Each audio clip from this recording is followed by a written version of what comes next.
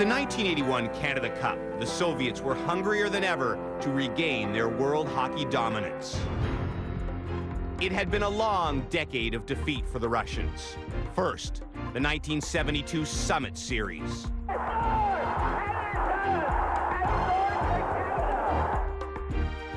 A poor performance at the inaugural Canada Cup in '76. And just a year earlier, a shocking loss to the U.S. at the Winter Olympics. Forward to the gold medal. This impossible dream comes true. And now, in their last round-robin game of the '81 Canada Cup, the Soviets would face Team Canada. Both teams undefeated. The outcome would decide the semifinal matchup. Canada Cup '81, action galore.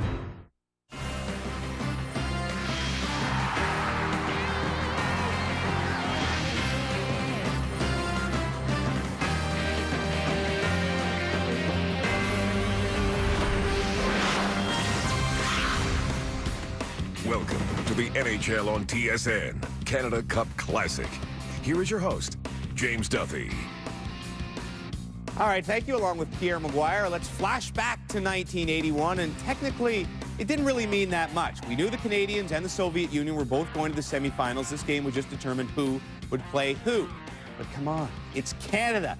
It's the Russians. The rivalry born in '72, expanded in '76, and now in 1981, the next chapter. And these were some angry, angry Soviets, weren't they, Pierre? Yes, they were angry Soviets, James. And when you really think about it, James talked about the decade before when you had '72, you had '76, the first Canada Cup, and obviously 1980, where we're very displeased. But it's also a passing of the torch for the Soviet Union. You think about Alexei Kasatonov, Slava Fetisov making their breakout party as a defense tandem. And then you look at the KLM line. Everybody knows about that. It's also Tretiak not being as great as he once was, being replaced by Mishkin. So you're going to see so many different things from the Soviet Union. But the big thing for Canada, too, no more old reliables from '72 or from '76. Now things are starting to change. Now, going into this game, everybody was hoping Gilbert Perreault would be able to play the magical line with Lafleur and with Gretzky. Well, Gilbert Dion breaks his ankle, so he can't play. He gets replaced by Marcel Dion. So there's lots of different subplots in this game, James. All right, and for more on that, let's send you back to 1981 and Ron Roosh with the report.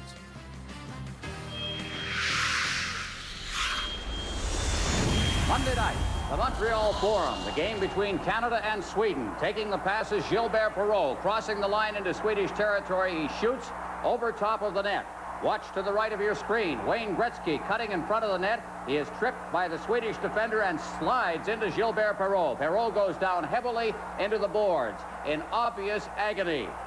Perreault, a broken ankle. He has lost 8 to 10 weeks. He will be out of the Team Canada lineup for the duration. So Marcel missed one game, and he's a very good puck handler. I think we certainly will miss Perreault. We know how well he played in the series, but Marcel is ready, and we talked this morning with Wayne and Guy, and I'm quite sure that they'll adapt themselves to each other. All right, why Marcel Dion, not, for instance, a Middleton or somebody else from the lineup? Well, it pretty well had to be a centerman. As you know, we did play Perreault on left wing, and of course, notwithstanding the other lines, they were going very well, and it would have meant a lot of changes, I think. We may still have to make some changes, but we didn't want to do it going into this game. We feel that the other lines have done very well together. And I'm just cruising through with my buddies. We're just talking. All of a sudden, I see a new Celica GTS just flying by, moving through traffic, and I just jumped in. It's impulse, you know, like cat and mouse. You see it, you just chase after it. When you're on the road and you get that feeling, if someone comes up behind you, if someone smokes you, you know you're going to go after it. That's the whole cat and mouse thing. It's just like nature. It's survival of the fittest. You're either the hunter or the hunted. Rated E for everyone. EA Games. Challenge everything. The World Cup of Hockey 2004. Canada proves once again why hockey is our game. It's Our Game, a special 2-DVD set. Relive the most exciting plays and drama from every Canadian victory. Hear from players and management. See exclusive behind-the-scenes footage. And this 2-DVD set includes the widescreen version of the entire championship game. Behind every great team is a great story. This is Team Canada's. It's Our Game, available at fine retailers everywhere. Could we stop now? Soon. Be patient. Hey, how about now? Hey, let's stop now. No! I want this to be special. You guys ready? Oh, yeah. That's what I'm talking about. So smooth. Right? Let's do it again. At Napa Auto Parts, we have great brakes and millions of other quality parts. Napa, get the good stuff. Before we get to the game, let's get to our Hockey Nation poll, brought to you in part by Mr. Transmission. Ask about our Mr. Transmission credit card and don't pay for 90 days interest-free OAC. We're going to talk a little bit later on tonight in 2020 Hindsight with Glenn Healy and Steve Simmons about some of the best lines of all time, especially from that era. We want your vote. Flower Power, the KLM line, the Trio Grande from the Islanders, or the Triple Crown line from the Kings. Your vote at tsn.ca. All right, a couple of notes from this one. Scotty Bowman resting Mike Liut and putting in Donnie Edwards for this game so Mike Liut would be ready for the semifinals and finals. Also, this game at the Montreal Forum, a crowd of 16,001, which would be a Canada Cup record at that time. Let's send you out to the game. Bernie Pascal and Tom Watt have the call. The officiating staff for tonight's game, they're getting into their spot. Bob Henry is the referee. Bob Luther and Kevin Collins are the linesmen. Michigan on the left, Edwards on the right, the two goalies for this game. The officiating staff, all NHL staff members, but the trio tonight are all Americans. The referee, Bob Henry from Detroit, Bob Luther from St. Paul, Minnesota, and Kevin Collins from Springfield, Massachusetts. The game is underway. This is Potvan clearing it to Clark Gillies to Trottier. He shoots it in. In after it goes Fetisov. Fetisov swung around by Bossy. Puck is cleared out to center. Larry Robinson at his own blue line for Canada. Over to Potvan. He's watched on the play by Vladimir Krutov. Robinson cleared it up, and it slapped right back into the Canadian zone. Makarov chasing Robinson, but Potvan's back quickly. Off the boards, Clark Gillies passed it right in the middle. Krutov's shot, and Potvan stopped that. Trottier slaps it off the boards. Backboard, Kazatonov, number 7. Up on the right side, it's intercepted by Marcel Dion to Wayne Gretzky. Here's Gretzky going in for Canada. In behind the net, has Lafleur in front. Passes to Marcel Dion. Dion has trouble, gets the puck again. To Gretzky. Gretzky coming right, a shot, he scores! Gretzky!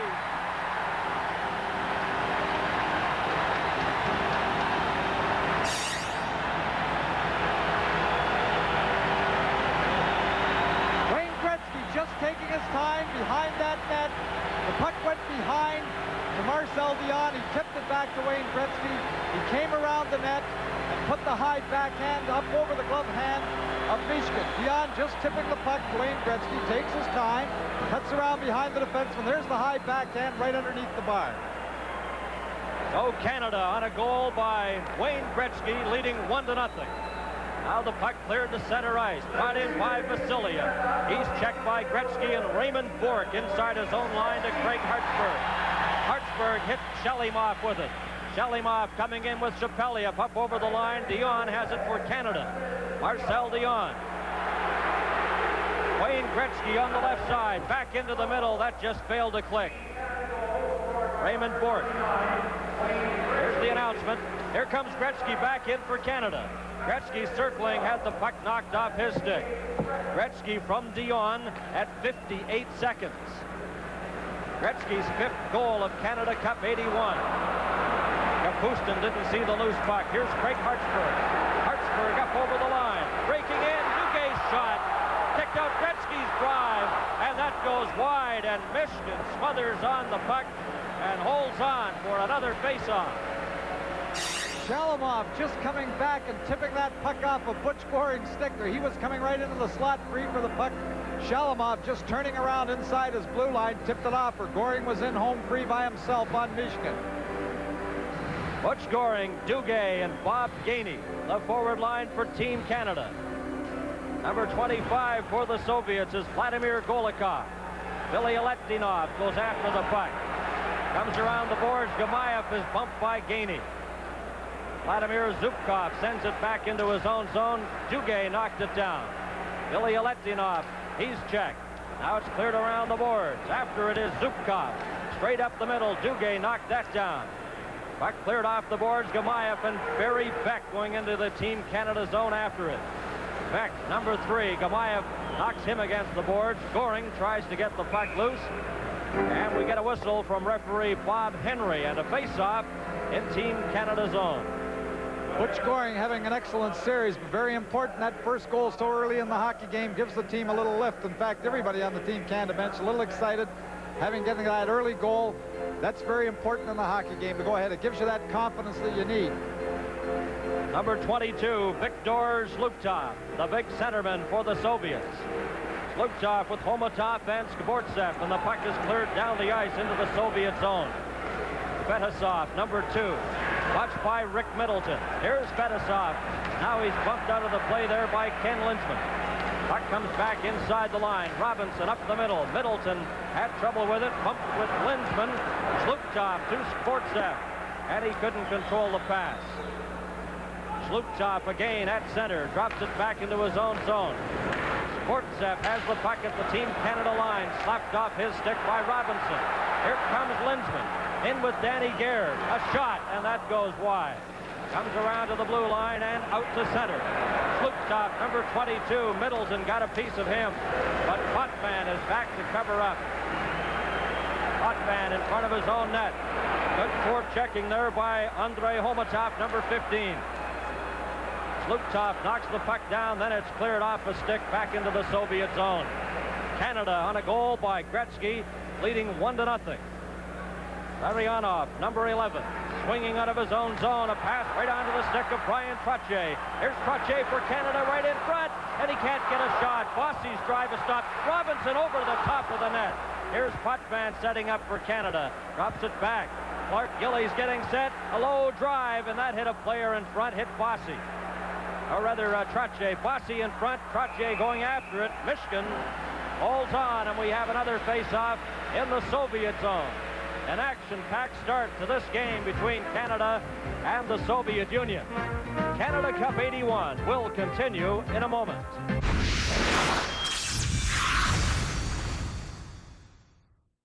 It's time to get outside and play.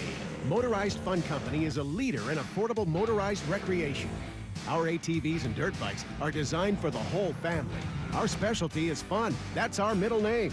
So whether you like 2 wheels or 4, we have a model for you. Families who play together, stay together. You can do it on our Motorized Fun Company vehicles. For the Motorized Fun Company retailer near you, call 1-800-973-3334. The new Ford 500. We thought about space safety architecture to give you more protection. We thought about command seating to give you a better view of the road. We thought about all-wheel drive for more control. We thought about all these things so you'll have less to think about. The new Ford 500. We keep thinking about what a sedan should be because we want you to drive a Ford.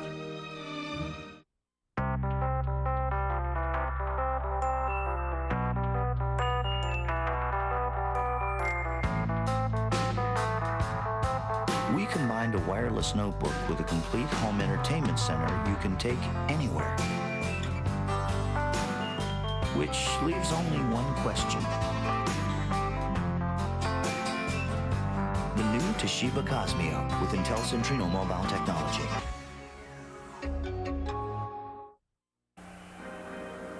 We've played 4 minutes and 2 seconds in the opening period. Gretzky from Dion at 58 seconds, the only scoring play of the game. Both teams are at full strength. Trottier out there with Bossy and Clark Gillies. It's back to the line. Raymond Bork slaps it off the boards. The Soviet player Babanov slipped and fell. Here's Bossy, and he couldn't get the puck. Brought out by number 21, Sergei Sapelia. Up on the right side, Shalimov drops it there. Here's Kapustin. He's trying to get in front. Bork checks him. Comes around the boards. Vasiliev keeps it in. In front. Oh, and what a hit on Shapeliev as he was flattened inside the Team Canada line. Shapeliev getting up slowly. Now Gillies, number 9, tried to get it out. Shalimov keeps it in, and his shot is knocked down. Trottier just let the puck roll into the Soviet zone. Here's Vasiliev. Stopped by Brian Trottier, coming in with Marcel Dion. Here's Dion. Trottier heading for the net, and Dion overskated the puck. Now he has it again. Marcel Dion, number 16 for Canada. Good control there, but then passed it right in front to Vasiliev. Kapustin shoots it, knocked down by Raymond Burke. After it goes Shalimov, but Hартсбурg is there to bring it back for Canada. Guy Lafleur to Hартсбурg. Up to Marcel Dion, he deflects it in. And the Soviet player number 3, that's Vladimir Zubkov. One of the youngsters on defense for the Soviets. A 23-year-old defenseman, Zubkov, passes the puck out, and it's brought up by Gimaev. Coming in with Golikov. Gimaev, number 18, rolled it to the net. Don Edwards knocked it into the corner. Lafleur, long pass for Dion. He has trouble with that as the puck was rolling. Golikov checked by Gretzky, who almost had a close call inside the Soviet zone. Here's Gretzky again. Dion helping out to Guy Lafleur. Lafleur setting up. There's a shot, and it bounced off Billy Litvinov's skate and went wide. Beck keeps it in for Canada. Gretzky had trouble controlling the puck off the boards. And bringing it out for the Soviets, Vladimir Golikov. A pass here over the line. Shalimov couldn't get a good shot. Here's Beck in the corner, trying to get the puck loose. Helped out by Paul Reinhart. Reinhart of the Calgary Flames cleared it off the glass and up over the glass and out of play. Well, Team Canada controlling the play early in the hockey game. Aggressive forechecking, and Wayne Gretzky, just scoring that early goal, always dangerous around the net. Again, he had it. The puck just jumped over a stick behind that. He was ready to make that play again, deep inside the Soviet zone. Marcel Dion in Canada Cup play has 3 goals, 6 assists, and of course, including Canada Cup 76 and this tournament here. Fetisov inside his own line, sends the puck out. Goring traps it there for Team Canada. Gainey goes up after it, and is brought out by Skvortsev, who slips and falls as he gets to the Canadian line. Gainey in behind the net to Paul Reinhart, trying to hit Goring with that pass. Dugay, great burst of speed, went after it, but just failed to pick up the loose puck. Fetisov, he drops it in. It's called on a delayed offside at the Soviet line. Canada leading 1-0. Canada Cup 81 will continue in a moment.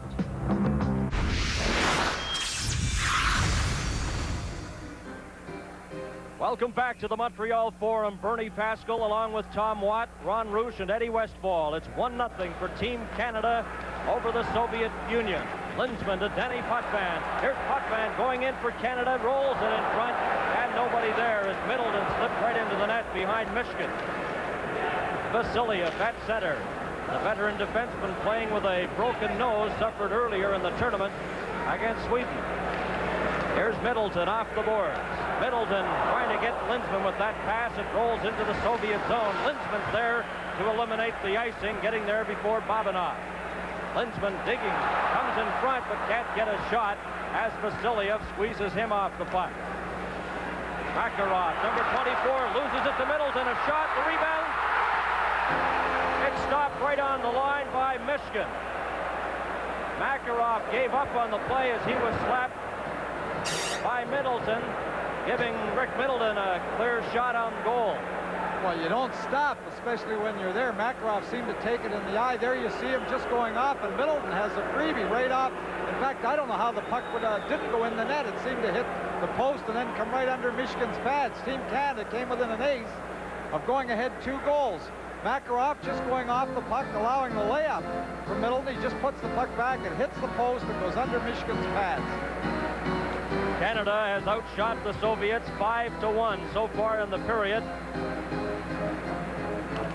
Face off in the Soviet zone, 12-19 left to play in the first period. Kapustin in his own zone. Zubkov brings it out up to his own blue line, then forced back. That pass intended for Shapeliev got over his stick, and Craig Hартсбурg bumped by Kapustin in his own zone. Now Clark Gillies. Mossy after the puck on the right side, trying to get it back to Gillies, and that's broken up. Number 23, Shalimov up over the line, coming in with Shapeliev a shot, and Don Edwards makes the save, his second save of the game. Donnie Edwards, 25 years of age, played junior in Kitchener, Ontario. Has a total of 14 shutouts in National Hockey League play, and he was telling us the other day one of his proudest moments is when he shared the Vezina Trophy with Buffalo's Bob Sauvé. And perhaps a little bit of a surprise playing today. Scotty Bowman showing a lot of confidence in him because Lyotta had played all the time, including the pre-tournament win over the Soviets, and then coming in here today not having played and actually not having practiced until Smith broke the finger and he came back with the hockey club. Face-off will be to his left in the Team Canada zone. It goes to Barry Beck. Beck tried to hit Guy Lafleur with that pass. Paul Reinhart traps it, goes to an open wing. Dion trying to catch up. Gretzky stopped it back as Barry Beck now, number 3, to Dion. In the middle to Gretzky. Here's Gretzky coming in on goal, and Kazatonov had him tied up, and he couldn't get a shot. Good defensive work by Kazatonov. Now the puck goes to Guy Lafleur. He's bumped by Fetisov. Kazatonov, number 7, up on that left side. Drozdetsky. He's bumped by Paul Reinhart. And the puck goes loose at center. Golikov drops it back into his own zone. Kazatonov, number 7, 21 years of age, straight up the middle for the Soviets. Gretzky almost hooked it away. Now here's Drozdetsky, number 13, a shot missed by about 5 feet. Fetisov for the Soviets, lost control, and Reinhart backhands it to Barry Beck. Around the boards to Marcel Dion, out to Wayne Gretzky. And Gretzky had trouble. Golikov knocked it away from him. Kazatonov. I.Gimaев, number 18, winding up on that left side. Passes over to Drozdetsky. Here's Drozdetsky. Beck got a piece of him. And Butch Goring for Team Canada. Got it outside the line. It's cleared down the ice. Dugay and Fetisov both got to it and then got tied up, and the puck remained just behind them. Fetisov in behind his own goal for the Soviets. Gets a pass straight up the middle. Brought out. Up over the line goes Luptov, the big centerman, a backhand shot, and I believe Edwards just got a piece of that. Stopped at the line. Delayed offside coming up. Now Robinson has the puck, clears it. Dugay, he's bumped along the boards by Alexander Skvortsev. Vasiliev, the captain of the Soviets, gets the puck to Skvortsev. Viktor Zhluptov up over the line. He leaves it there. Omatov in front. Skvortsev was checked by Rick Middleton. Zhluptov circling the net in front, and he couldn't get a solid shot on goaltender Edwards. Canada's Ken Lindsman up on the right side. Danny Gare, a shot, and that goes wide. Slapped behind the net. Gare trying to get it loose. Vasiliev pushed him. Now Gare trying to get that puck loose to Middleton, and the Soviets come right out again. This is Skvortsev up over the line. Skvortsev to Homatov, and that just failed. Robinson as they go end to end. Here's Larry Robinson in for Canada, and he lost it. Middleton helps out. Rick Middleton back to Robinson, has trouble controlling the pass. Gets it back and outside the line, and Potvan forced to go back to center ice. We have 9 minutes left to play in the first period. Canada leading 1-0, and Trottier takes that puck over the line, and it's called on the offside. Canada Cup 81 will continue in a moment.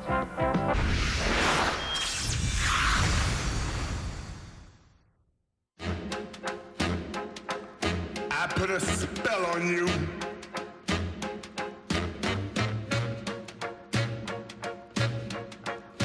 Because you're mine.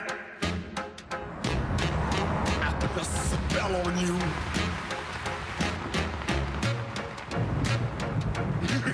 What's up? Because you're mine.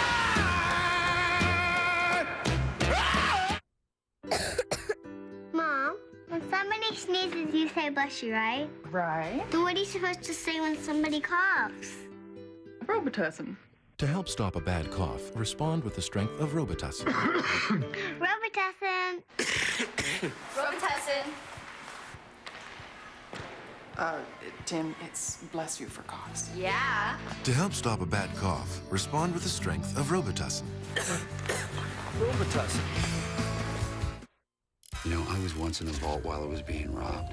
This December, the only thing riskier than stealing $160 million is having to pay it back. With interest. It just hurts. What we do know is we need a high-paying job. You're doing recon work on our anniversary? I assume that you have some kind of a plan to get him out. Okay, then. Good. I don't even understand what happened in there. Ocean's 12. Starts Friday, December 10th. Hey folks, James Duthie back in the NHL on TSN studios, getting ready for our first intermission when Bob McKenzie, the hockey insider, will drop by to talk about this guy. They love him in London, Rob Stremp, but you know what? Canadian fans might not like him come Christmas time because he's a good candidate to play for Team USA. And Pierre Maguire on the greatness of Slava Fetisov, one of the best defensemen ever. We'll ask Pierre Maguire if he stands in those rankings. In fact, later on tonight, Pierre Maguire is going to rank his best defenseman ever, and we'll see if Slava fits into that category. Let's send you back to the first period of play. 7 minutes and 6 seconds left to play in the first period. The only goal, Gretzky's 5th of the Canada Cup from Marcel Dion. That was scored in the first minute, 58 seconds. No penalties as yet. A wide open period. There's a shot. Michigan juggles it. Dugay goes after it. And Fetisov comes up with it for the Soviets. Haney's check. Dugay in front of Goring. And it just rolled off the end of his stick. He couldn't get a solid drive. Now it's backhanded out to center. Potvan shoots it right back in off the glass. Fetisov. He's bumped by Dugay. Goring in front to Gainey, and Michigan pulls that out of the air and holds on. Dugay and Fetisov having a little hassle there just against the boards. Fetisov come up, he's touching his forehead as if he thought he might be cut. They were high sticking one another against the boards, straightening out his helmet. But the two of them, that's the first sign we've had of any little bit of ill feeling between the two hockey clubs. And we'd like to take a moment to salute the Markham Major Midget Hockey team. There you see them in the gray sweatsuits. They're going to Finland and Russia in December to play in the Forza Cup tournament. And they're at the Canada Cup as guests of their sponsor, MAI of Canada. Good luck to those youngsters. And good luck to all youngsters across Canada with minor hockey just about ready to start for another season. And here at the Montreal Forum, it's a 1-0 game, Canada leading the Soviets. Soviets breaking out of their own zone. Drozdetsky up to the Team Canada line. Bumps with Larry Robinson. Potvan. Gamayev chasing him. Dugay. And Babinov had him lined up. Here's Gainey. Babinov has the puck for the Soviets. Drops it back to Vasilia. Up to Gamayev, number 18, in the middle to Golikov. Golikov back to Drozdetsky. Dugay is dumped. Here's Drozdetsky in front, and he's stopped by Larry Robinson. Loose puck rolls into the Soviet zone. Vasilia. Danny Gare watching him. Tried to get Gamayev with that pass. It rolls down the ice. And back for it is Ken Lindsman, icing against the Soviets.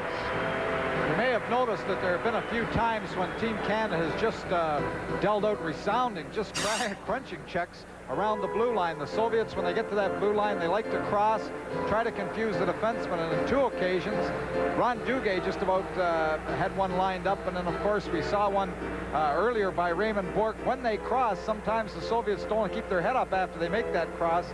Team Canada's caught them 2 or 3 times here in the first period with just great checks as they cross and are not looking after they make the pass. So is Lutov against Lindsman. The puck rolls out, taken by Skvortsov. He has great speed. Skvortsov up over the line. His shot way off the target, and Bork has it for Canada. Here's Bork inside his own line. Lindsman takes the pass, trying to get it to Gare. Skvortsov knocked the puck ahead. Right up over the line. Homotov couldn't get a shot, knocked off his stick, and they leave it there. Gare clears it to center. Skvortsov drops it back.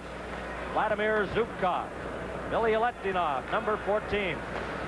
Back to Zubkov. Gare into forecheck him. Homotov, number 15, bumped by Lindsman. Here's Gare knocking the puck loose. Michigan scoops it up and holds on. Rick Middleton, a good shift there for Team Canada. Canada Cup 81 will continue in a moment.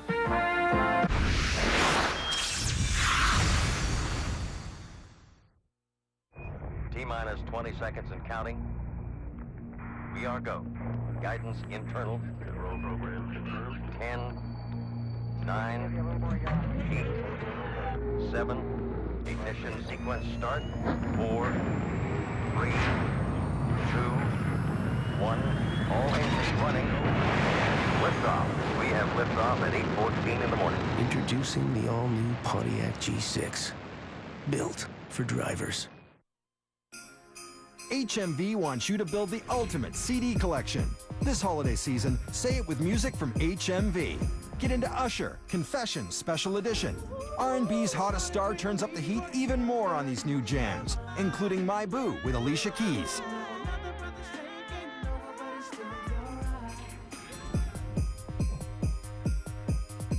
Because your collection is never complete, HMV. Get into it.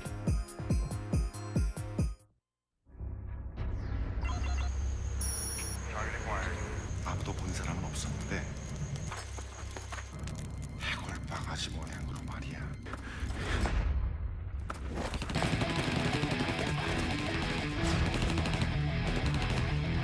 Some ghosts come from the afterlife.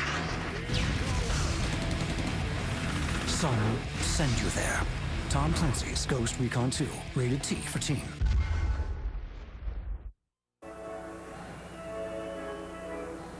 And the attendance here at the Montreal Forum for this battle for top spot between the Soviets and Team Canada. I'm Bernie Pascal along with Tom Watt, with Canada leading 1-0. Reinhart passes the puck off the boards. Bossy back to Reinhart. Checked by Fedosov and Krutov, who comes up with the puck. Now he slaps it out to center. Barry Beck there for Canada. Trottier, number 20, over to Clark Gillies. It just rolled away from Gillies before he could get a shot. Now the Soviets come right back. Makarov. Larionov coming in front, deflects the puck. Krutov in the corner. He drops it back to the line. Fedosov, his backhander is knocked down, gets it again. A shot. Here's Makarov on the rebound, and he fanned on that drive. Makarov gets it again. Bumped against the boards. Clark Gillies has it at center. Makarov is checked, and the puck rolls into the Soviet zone. 4 minutes and 30 seconds remain in the opening period. Fedosov, number 2. Passed it over to number 7, Alexei Kazatonov. Back to Fedosov. Gretzky in forechecking for Canada. Potman at his own line. Number 5, Makarov in to forecheck him. Pass too hard to handle for Marcel Dion. It goes down the ice. Kazatonov touches it, and it's icing against Team Canada. Of course, the Soviets went to the 1948 Olympics as observers to start their very impressive hockey program over the years. 1948, they sat back and watched the Olympics.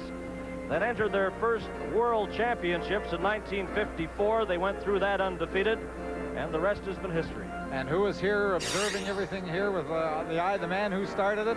One of the greatest influences in developing the distinctive Soviet style, Anatoly Tarasov. And he's been attending the Soviet practices. In fact, he's been here all day. We saw him this morning, and he was at the afternoon game. Real keen hockey man. Here's Shapeliev, a shot. Edwards stopped that. Potman in front. Another drive hits a stick in front as Shapeliev was set up in front. Dennis Potvin trying to get it loose. It's taken by Shalimov. Shalimov got it out. Gretzky's upset. There'll be a penalty to the Soviets. Here's Lafleur coming in with Marcel Dion. And the shot goes wide. A delayed penalty against the Soviets. Goring, Lafleur. Oh, what a save by Mishkin. Oh, did he make a spectacular save. Canada Cup 81. Action galore. And that sparkling save by Mishkin. Butch Goring coming over the boards in the delayed penalty, taking the place of the goaltender, is able to slip the puck through to Guy Lafleur. Michigan's glove just darted out to take a sure goal away from Guy Lafleur. But there's the advantage of an alert goaltender getting to the bench. Usually teams have the center on the next line up, and that was Butch Goring going over the boards, able to set it up. And yes, that is Jackie Stewart, who has great reflexes as well. In fact, he'll be one of our guests tonight. Motorsport fame, Jackie Stewart, watching this game along with 16,000 plus at the Forum. And of course, viewers right across Canada on the CTV network. And we hope you're enjoying this game. It's a dandy with 3:20 left to play in the first period. Kapustin going to the penalty box for the Soviets at 16:40. There's Kapustin in the penalty box. Tripping penalty. So Canada's power play, Lafleur, Middleton, Marcel Dion, Gretzky, and Potven on the points. Here's Middleton coming in front, rolls the puck there, and it just got away from Guy Lafleur. He drops back to the line. Potven takes it in deep. Here's a pass to Gretzky. Gretzky over to Rick Middleton. Middleton bumped against the boards. Billy Letlinov. Here's Middleton trying to get a shot. The puck just bounced over his stick, and it's cleared down the ice. Lafleur goes back after it for Canada. 1:30 left in the power play. Lafleur straight up the middle. Middleton over the line, just failed to grab that pass, and Michigan covers up. And we have another whistle, the face-off again in the Soviet zone. He gets a word from referee Bob Henry. Well, as we've seen before in this tournament, Bob Henry is warning Michigan that he shouldn't be diving on that puck outside of the crease when he's got an opportunity to clear that puck, or he'll be called for delaying the game. Bob Henry, 2 years in the National Hockey League officiating staff, mainly in the minor leagues, but they think so much of him. Scotty Morrison says that he will be seeing a lot of action in the NHL this coming year. A native of Detroit, Michigan. 1:25 left in the power play. Trottier moves in for this face-off. Lafleur and Gretzky. Now he asks Lafleur to come to the opposite side, Gretzky to the other. Marcel Dion and Potven on defense. Number 25 for the Soviets, that's Vladimir Golikov. The puck slapped over the boards. Dion clears it in. Here's Trottier. Kazatonov checks him. Lafleur, a shot, hit a skate. Trottier has it for Canada. Back to Marcel Dion, to Potven. Potven fakes a shot, gives it to Gretzky. Gretzky setting up, passed in front to Dion. Dion drops it back to Potven, slaps it in. Here's Gretzky. Lafleur, a shot. Michigan makes another great save. Well, that's twice Michigan has robbed Lafleur. Right when he was off the edge, the first, the glove save early. Wayne Gretzky just taking his time to slide the puck through. Guy Lafleur can't find it right off the bat. When he does get a stick on it, Michigan drops down and kills the puck. But again, the pass coming through, second time in a row. Guy Lafleur being robbed by Michigan. Well, a hockey writer from TASS in the Soviet Union did a lot of research. He came up with this interesting statistic that Soviet teams, midget, junior, opposition against NHL teams, they've played 410 times since 1954. The Soviets have won 282. Now that's a lot of research. Even Ron Andrews would have to work a day to figure that out. 1-0, Team Canada leading the Soviets. A giveaway, I.Gimаев has the puck, and then he lost it. Robinson brings it back for Team Canada. 35 seconds left in the penalty to Kapustin. Here's Trottier, bumped against the boards by Sergei Babinov. Soviets slap it off the boards, back into the Team Canada zone. Raymond Burk, 2 years in the NHL with the Boston Bruins, and he's a great young defenseman.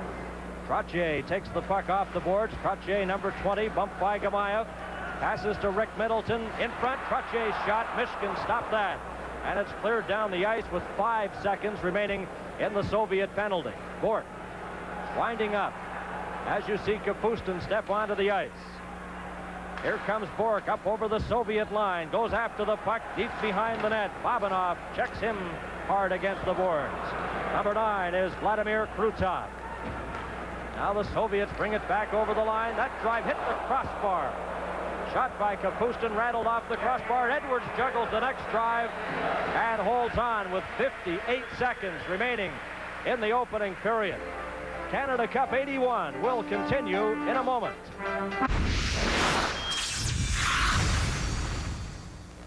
The only goal of the game was scored at the 58-second mark, and that number comes up again. 58 seconds remaining in the opening period. They'll drop the puck in the Team Canada zone. Ready now, Gainey slapped it back. Billy Letlinov gets a shot right on, and that's stopped by goaltender Edwards. Potven out to center. Here's Goring going after it. Billy Letlinov got there first. Billy Letlinov passes it in. After it goes Sergei Makarov. Makarov tied up by Barry Beck. 35 seconds left. Beck then knocks the puck over against the boards. Ron Dugay has it for Canada. He's dumped by Vladimir Zhukov. There'll be a penalty coming up to the Soviets again. Edward's heads to the bench for the extra attacker. Goring, 20 seconds left in the period. A penalty coming up to the Soviets. A delayed call. It'll be Zubkov that'll be penalized. Here's Goring setting up in his own zone. Goring to center. Up over the Soviet line goes the puck, and Zubkov touches it, and there's the whistle, and a penalty for tripping to Zubkov of the Soviets with just 4 seconds left in the period. Well, with 4 seconds remaining and having that man advantage inside the Soviet zone, it's still dangerous. Being able to control that puck, we may be able to get 1 shot on goal with just 4 remaining. So the Canadian players over to the bench to talk to Coach Scotty Bowman, as Zubkov will sit and watch the final 4 seconds of this period from the penalty box. You see the trip coming here. Zubkov just getting his stick in front of Ron Dugay, dumping him at center ice. Second Soviet penalty in a row here in the first period. You take out your goalie here. 4 seconds remaining. Can they ice the puck in 4 seconds? Maybe we should take the 2-man advantage to get an opportunity on goal. Well, many will argue that. They say it takes, what, 6 to 7 seconds to shoot the puck? Well, 60 miles an hour is 88 feet a second, so if you can shoot at 60 miles an hour, it takes 3 seconds to go the length of the ice at an average of 60 miles an hour. So maybe with 4, you might take the gamble. Well, we'll be watching some games with the Winnipeg Jets with 4 seconds. Tom Watt will be coaching Winnipeg this year. Marcel Dion for this face-off against Luptov. Deep in the Soviet zone, Michigan, a surprise starter ahead of Tretiak. Potvan has shot. Dion almost picked up the loose puck. Stiller, they score! But no, the goal does not count. The green light is on, and the red light and the green light cannot go on at the same time.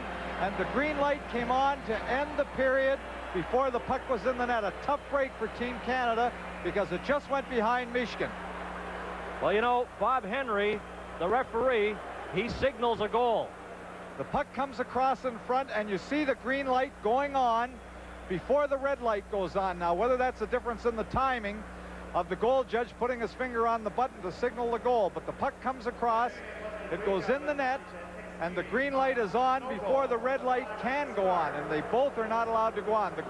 The referee puts his hand up, but the goal judge was not able to put the red light on in time. The green light goes on to end the period, and it is no goal.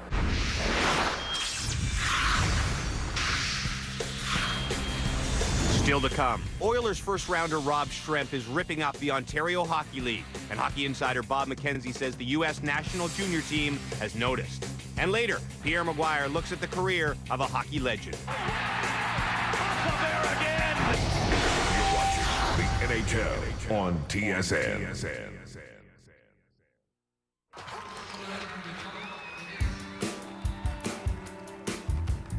It can be hard to eat everything you should, as recommended by Canada's Food Guide to Healthy Eating. And your diet alone may not always be enough to provide all the vitamins and minerals you need. That's why so many busy people help maintain their good health by taking a Centrum multivitamin daily. You can trust the science of Centrum, complete from A to zinc.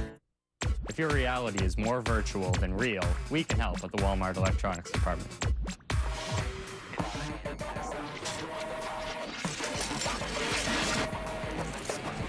Two separate worlds. One shadow, one light. Where the difference between life and death is a few inches of metal. Metroid Prime 2 Echoes, only for Nintendo GameCube, rated T for teen. For the best prices and selection, get you and your thumbs into Walmart today.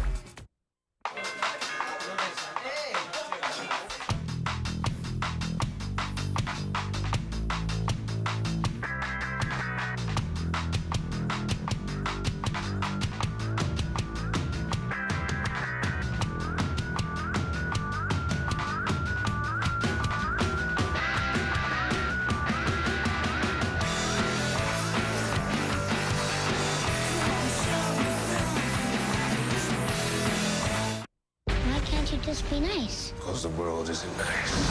Hunted by humans. Your public enemy #1. Hated by vampires. Now, he's going to need some new blood. Who the hell are you people? My father meant for us to help you. Whistler's daughter.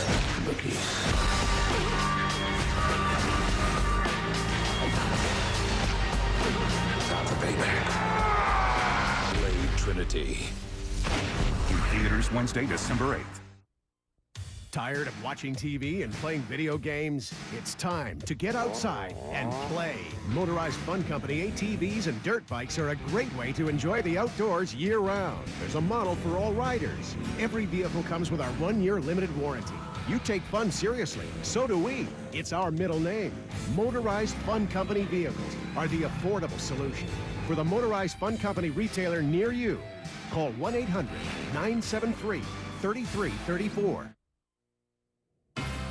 Well, what do you know? Real, live, present-day hockey on TSN Wednesday and Friday. It's the Battle of Ontario. Well, not quite. It's Central New York against Newfoundland. It's the Baby Sens and the Baby Leafs, Wednesday and Friday night from the Air Canada Centre, 7:30 Eastern Time on TSN.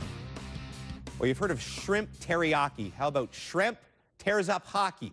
It's a stretch, I know, but sadly, it's just what I do. Bob McKenzie explains in our Hockey Insider. That's right, James. Much of what you do is a stretch.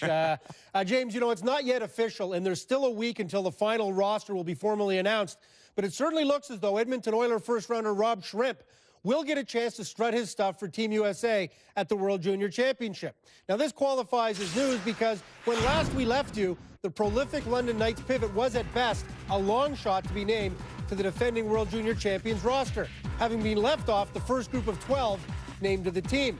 Shrimp had a very poor summer evaluation camp with Team USA, and there were whispers that team management was concerned about a whole host of things, from attitude to personality to defensive woes to a proclivity for getting a lot of his points on the power play.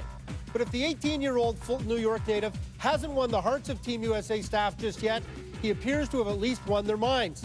Sources say that Team USA has decided during its weekly conference call that Shrimp is tentatively set to be named to the 22-man roster. Let it be duly noted that nothing is carved in stone until the team is announced sometime next week, but he no longer appears to be on the outside looking in. Shrimp has been ripping it up with the record-setting Knights. He has 24 goals in 26 games, including 14 on the power play. Both figures are #1 in the OHL. His 45 points is third in the league, and he has 15 goals in his last 11 games. Red hot, you bet. Now, there's no question his offensive pyrotechnics have been a factor in a seeming USA hockey change of mind. But what's apparently impressed Team USA the most is how hard Shrimp has worked and how much he wants to be part of this national junior team. And it certainly doesn't hurt that he's got game-breaking qualities that could come in handy in a crucial game against, say, well, how about Team Canada, perhaps? It may be fortuitous timing. Columbus draftee Danny Fritchie, one of the heroes of last year's gold medal run, he re-injured his shoulder on Saturday night in just his second game this season with the Sarnia Sting of the OHL. He was in Cleveland today seeing a specialist, and the word is it's just strained ligaments, not major structural damage, and that he could still be playing for the U.S. in the World Juniors. But Shrimp's inclusion never hinged on Fritchie's health, but it's still pretty good insurance for Team USA. It's interesting as well. You know, the junior team's always cooperative with releasing their players to the national teams, but the way London is going and that undefeated streak, Corey Perry's a decent bet, of course, to make Team Canada. If Shrimp goes, there's a couple guys, other guys on that team that could make Team Canada. If they're still going on that undefeated streak, that'll be a couple of big losses for them. Lots more ahead. Just ahead, from the Soviet national team to the NHL, Pierre Maguire looks at the career of Slava Fetisov. Fetisov, his shot right on, You're and scores! watching the NHL on TSN. Classic Canada Cup on TSN is brought to you in part by Mr. Transmission. Ask about our Mr. Transmission credit card and don't pay for 90 days. Interest-free OAC.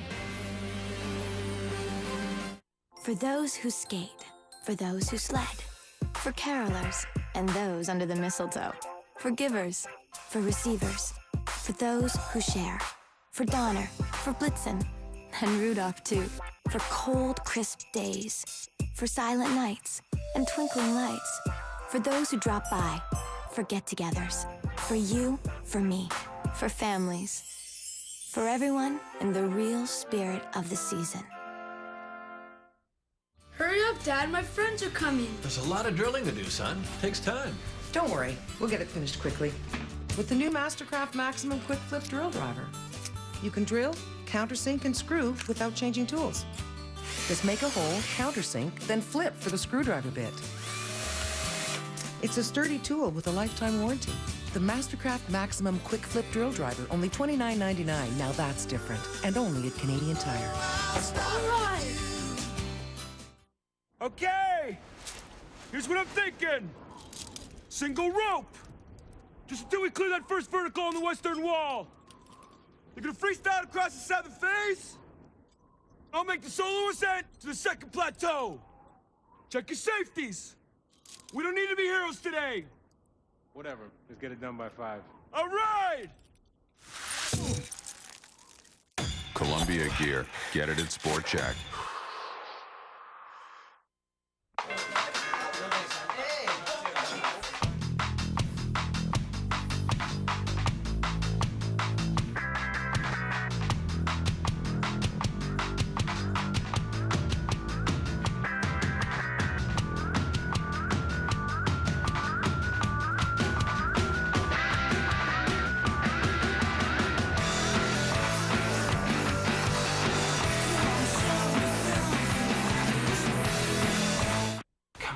It'll just be 2 short weeks. No, I'm just gonna miss you so much. Listen, freeing circus bears in Calcutta is the most selfless thing I can do. You're so right, and I'm so proud of you. So, we're cool? Yeah, we're cool. Cool. Oh, my passport. Would you? Of course. You're the best. Find a road trip game card inside specially marked PlayStation 2 products at EB Games for a chance to win 2 weeks in the PlayStation RV. See store for details. Pookie? Welcome to the first intermission. Here is your host, James Duffy. All right, thank you. It's that time of the night where we check in with the Sports Center newsroom and the one, the only Gino Redditt to tell us what else is going on. Hey, Gene. Hey, James. How you doing, buddy? Good, man. What's Good. going on? Hope you're having a great night. Hope you're enjoying watching the Hunt game tonight. We'll have more of that coming up on the NHL on TSN, but now a quick look at what's coming up on the next edition of Sports Center at 10 o'clock Eastern time. We're keeping an eye on the Toronto Raptors who've hit the road for 6. Vince Carter and the Raptors in Miami to face Shaq and the Heat. The Raps come out running. Mil Palacio drives and finds Danielle Marshall for the jam. Toronto up by 5 in the second. More basketball news. Indiana Pacers Ron Artest, Jermaine O'Neal, Steven Jackson, and David Harrison will likely face assault and battery charges for their roles in the brawl at the Palace of Auburn Hills. And to the NFL, where Butch Davis resigned as the head coach of the Cleveland Browns today. He had 3 years and $12 million left on his contract.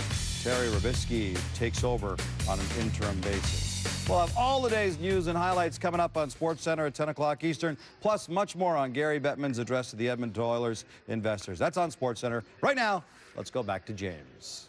All right, thank you very much. Gino here with Pierre Maguire, and we watch all the great Montreal Canadiens on this 81 Canada team. You think of how good the Canadiens would have been if they had another guy they drafted in 1978, Slava Fetisov, who didn't make it, of course, till later with the... And don't forget Chechyak either. Yeah, him too. They would have been fully loaded. Yeah. He was something. He certainly was. You know, when you watch Slava Fetisov play, one of the things you have to understand is not just being a great hockey player. This was a phenomenal athlete. This was a guy that really understood the concept of team play. If he would have been a football player, he would have been a quarterback. If he would have been a baseball player, he would have been a pitcher. James, his pursuit of the puck was excellent. He knew how to angle. He knew how to control the puck. He was a ferocious hitter. But the thing that really separated him from a lot of great players was his willingness to engage physically. He was such a hard practice player. He drove his own teammates nuts. And thus, you look at his record. Wow. 8-time All-Star in the World Championship, 5-time Best Defenseman. That's amazing. In Europe, 3-time Player of the Year. That's when all the best Europeans were staying in Europe. And look at his record in the Soviet League. It's phenomenal. They should really, if there's a guy that can make a movie out of his life, it is this guy. You have drama. Remember, he led the rebellion against Soviet coach Viktor Tikhonov in 1979 after he promised if they won a gold medal in '88, they could all go to the NHL, and then reneged on that promise. He handed in his captaincy. He had, of course, all the triumphs that Pierre talked about, and a fair share of tragedy. In 1985, he was in a car accident with his younger brother, Anatoly, who was killed.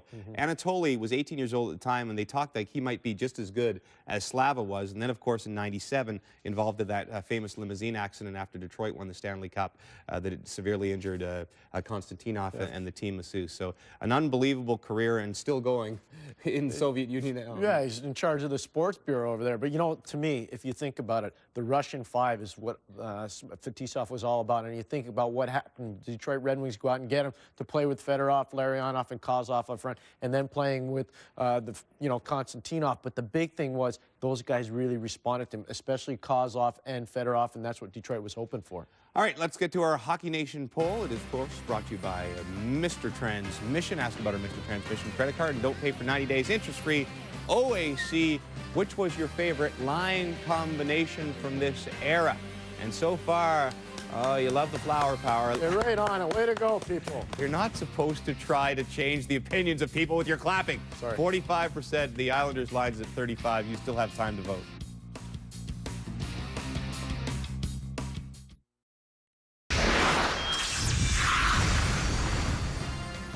One of the most impressive things about this Soviet team was their penalty-killing unit so far in this tournament. Going into the second period, they had killed off 22 straight opposing power plays, but that would be tested earlier in the second by Wayne Gretzky and company. Referee is Bob Henry as we get set now to start the second period. And remember the Soviets, Zubkov in the penalty box. He has 1:56 remaining in his penalty. So Canada on the power play, Dion, Middleton, Guy Lafleur, Gretzky, and Dennis Potvan as the second period is underway. Here comes Gretzky in with Middleton. Gretzky right in front to Middleton, and he just failed to get a shot as the puck rolled off his stick. In behind the net, Gretzky knocked against the boards. It's cleared out to center and down the ice. Back for it goes Dennis Potvan, number 5. Five-time All-Star in the National League. Potvan brings it straight up the middle, up over the center line, in over the Soviet zone. Zlutov slapped it off his stick. Here's Lafleur, Middleton in front. Pass nowhere near him. Marcel Dion traps the puck momentarily, but here's a 2-on-1 break. Zlutov is coming in for Sportsnap. Back to Zlutov off his stick, and it just went wide. Gretzky lined up and hit by Fedosov. Puck dropped back. Now here's Marcel Dion. Canada's 19th power play opportunity. They have 2 goals on power plays, both by Bossy. 55 seconds left in this power play. Here's Potvan to Guy Lafleur. Passed it over. Marcel Dion back to Lafleur, setting up to Potvan in front. A shot. Oh, and Michigan got a piece of that and deflected it wide. Fedosov brings it out to center. 35 seconds left in the penalty. Potvan deep in his own zone. In the first 2 minutes of period number 2 at the Montreal Forum, the puck cleared into the Soviet zone. Vasiliev, it's icing against Team Canada with 23 seconds left in the Soviet penalty. Well, Team Canada again putting on the pressure, and I'd have to say so far that Michigan is the star of the hockey game. Team Canada's had by far the greater opportunities, out shooting the Soviets at this point 12-7. The good opportunities, 2 from Lafleur, the stop there from Denny Potvan, just seeing at the last moment when the shot from the point. I would have to say that Team Canada has had by far the greater opportunities early in the hockey game. Soviets have been a man short 22 times in the tournament. No goals have been scored against the Soviets. In fact, they've scored 2 shorthanded goals. And they've been successfully killing off this penalty heading into the final seconds of the minor infraction. Canada, Hартсбурg got a shot right on, deflected up over the glass, and out of play by Michigan. Scotty Bowman, you know, he's pretty wise. You see, he's been forced to use forwards on the point. He's played Dion at the point at certain times. He's played Guy Lafleur at the point at certain times. But here, late in the penalty, when there's, say, 12, 20 seconds remaining, he goes back so that he doesn't get caught even sides with a forward playing defense. He's back now with 2 defensemen in Hартсбурg and Burk playing at the point. There's a shot right from the draw by Mike Bossy that just sailed wide, comes out to center. And the Soviets are quick on the puck. Golikov. And then he was checked as he passed the Team Canada line. And now we have a hooking infraction coming up. And it'll be to the Soviets. And Golikov heads over to the penalty box, number 25. Golikov for hooking. So another power play for Team Canada. The other penalty had just expired.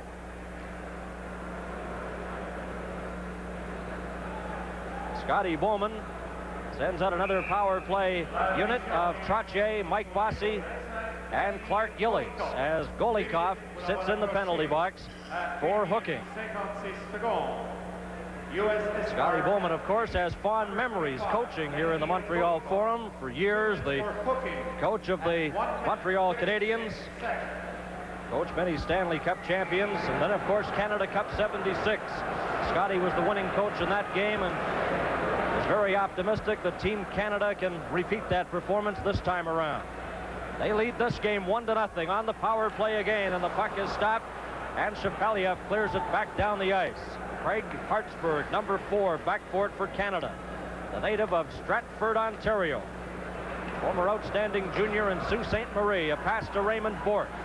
Bork shoots it into the Soviet zone. Bobinov goes back after it. He couldn't get to the loose puck. It comes back to the line. Bork slaps it off the boards. Gave it right to Vasiliev, who brings it out for the Soviets. Up on the right side, Shalimov. He's coming in with Shepeliev outside the line. Babinov forced to wait for his teammates to get onside. Shepeliev, watched by Bossy. Takes it over the Canadian line. Bumped by Raymond Bork. Bossy ahead to Wayne Gretzky. He's stopped, and the puck is slapped at the center ice area. 55 seconds remaining in the Soviet penalty. Here comes Rick Middleton up to Marcel Dion, who takes the pass. Dion, a shot. Michigan, Gretzky the rebound. And that went wide as it was bounced off the goalie. A close call there, Dion and Gretzky. Lafleur back in behind his own net. Winding up for Canada. Great speed. Lafleur up to the Soviet line to Gretzky. Gretzky moving in front and lost control of the puck as it bounced off the Soviet player Zubkov. 22 seconds left in the Soviet penalty. Canada 1, the Soviets nothing. Gretzky at his own blue line. Number 99 to Lafleur. And Robinson had bounced off him and rolls right to Michigan, who holds on.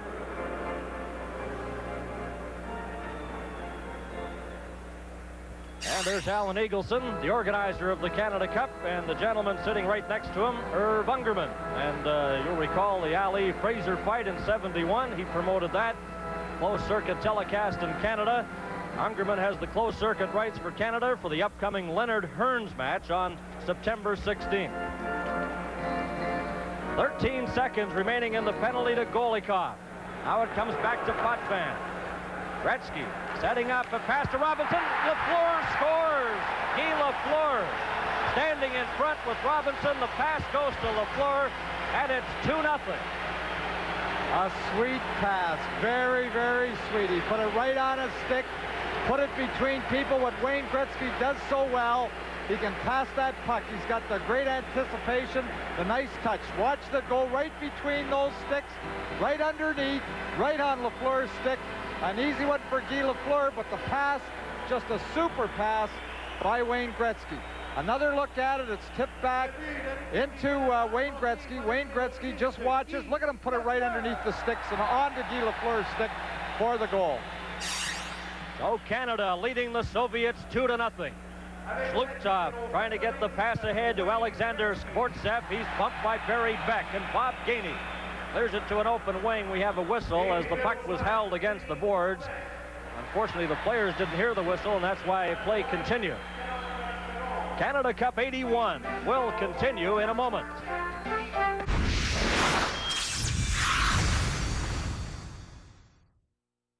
It's time to get outside and play. Motorized Fun Company is a leader in affordable motorized recreation. Our ATVs and dirt bikes are designed for the whole family. Our specialty is fun. That's our middle name. So whether you like 2 wheels or 4, we have a model for you. Families who play together stay together. You can do it on our Motorized Fun Company vehicles. For the Motorized Fun Company retailer near you, call 1-800-973-3334. New Tylenol Cold with Cool Burst, demo number 12. Here we go. New Tylenol Cold with Cool Burst coating. A cool, soothing sensation you can feel instantly.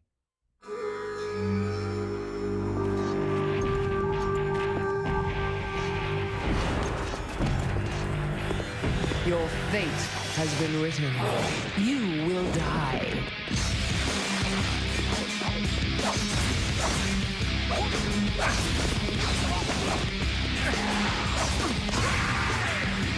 One fate, 1 million ways to define it. Prince of Persia, Warrior Within. Available December 2nd, rated M for mature. Every night in home workshops, there are people creating. These are the people Dremel makes tools for, like the new 400 series XPR with new high-performance attachments and greater control. The Dremel XPR turns spare time into time well spent. Lafleur with his second goal of Canada Cup 81 from Gretzky and Potvan at 3:49, and Canada leading by a score of 2-0. Reinhart, number 24, off the boards to Bob Gainey, up the middle to Dugay, coming up with Goring, who takes the pass. Goring on right wing, watched by Fedosov, and the shot hit Fedosov, comes to Dugay, and Gainey deflects it in front. And it goes up over the glass, and now we have Dugay and Fedosov pushing at the side of the Soviet net. That power play goal by Lafleur was the first power play goal given up by the Soviets in this tournament. Well, that's the second time that pair have been at it, and you know, you were mentioning about Fedosov being an all-star in the World Junior Tournament. He was an all-star in the World Junior Tournament in 1978 here in Montreal, and he went right with the national team and was named to the all-tournament team playing with the national squad after the juniors. So he was an all-star in the same year, both at the World Tournament and the World Junior Tournament, and won gold medals in each. Not a bad start with the national team of the Soviet Union. Well, he's going to get a couple of minutes to rest from the opposite side of the rink. He joins Dugay in the penalty box as they get penalized for that mix-up in the Soviet zone. The time of the penalty, as you see, 4 minutes and 21 seconds. Face-off will be to the left of Mishkin, and the puck comes back. Here's Raymond Bourque getting set. A shot kicked out by Mishkin. Babanov has trouble with it along the boards. Now skates almost in front of his own net. Puck comes out to center. Here's Drozdetsky, number 13. Drozdetsky up over the line, and it's taken by Craig Hартсбурg. Over to Mike Bossy. Bossy over the Soviet line. A shot. Mishkin deflects that off his stick, up over the glass, and out of play.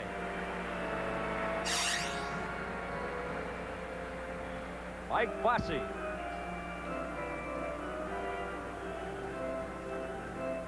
He'll be heading into his 5th year in the National Hockey League with the Islanders.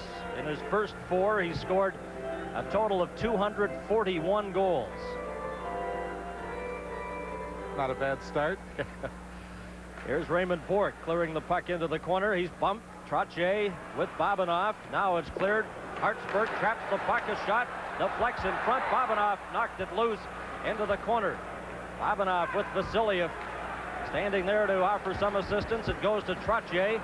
Ryan Trottier. Bossy had it get by him, and Vasiliev, the veteran captain of the Soviet national team. Drozdetsky up to Gimaev. Gimaev, watched by Hартсбурg, puts on the brakes. Comes back to Babanov. Babanov couldn't get a shot. The puck came outside the line. Exactly 1 minute remaining in the penalties to Fedosov and to Dugay. Butch Goring, number 91, in his own zone for Canada. Hартсбурg knocked the puck loose. Here's Hартсбурg, number 4, lined up by Gimaev. The puck is taken in front by Drozdetsky. Dropped it back, and Zubkov's shot was stopped. Gets it again. Gainey blocks that. Hартсбурg off the boards. Goring couldn't control the puck as it bounced off the boards in front of the Team Canada bench. 30 seconds left in the penalties. Here's Hартсбурg. Gimaev had him lined up but missed. Bob Gainey brings it back for Canada. Gainey's shot hit the post. Bob Gainey, a low drive, bounces off the post. Kapustin back for the Soviets. His drive up over the glass and out of play. Well, some end-to-end action there. Bob Gainey just broke around, a new proud father this evening, but broke around to the outside. There seemed to be a confusion in the defense of the Soviet Union. They had to switch. A nice low shot hit the far post when it had Mishkin beaten. Bob Gainey voted the National Hockey League's best defensive player the last 4 years and a proud recipient of the Frank Selke Trophy. 13:55 left to play in the second period. At the Montreal Forum, a battle for top spot in Canada Cup 81. Potven off the board, stopped there by Zubkov. Zubkov shoots it back into the Team Canada zone. Marcel Dion, Billy Aletinov got a piece of him. Robinson goes after it. Robinson for Team Canada to Lafleur at center. Coming in with Marcel Dion and Gretzky. Gretzky takes the pass, tried to get it back to Robinson, and the Soviets almost have a break, but Kapustin can't catch up to the puck. It's cleared, trapped inside the line by Shalimov. Shalimov into the corner, and Robinson knocks it away from him. Soviets get it again. Kapustin, number 8, moving in. Potven collides with him. Potven and Kapustin fighting for the puck.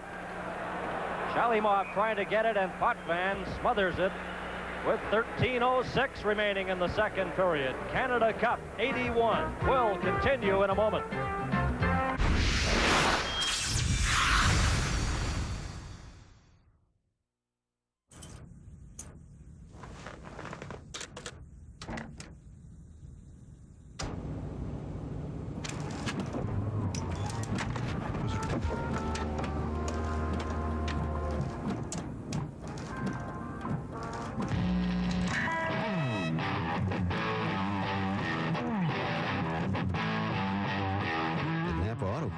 We have great batteries and millions of other quality parts. Napa, get the good stuff.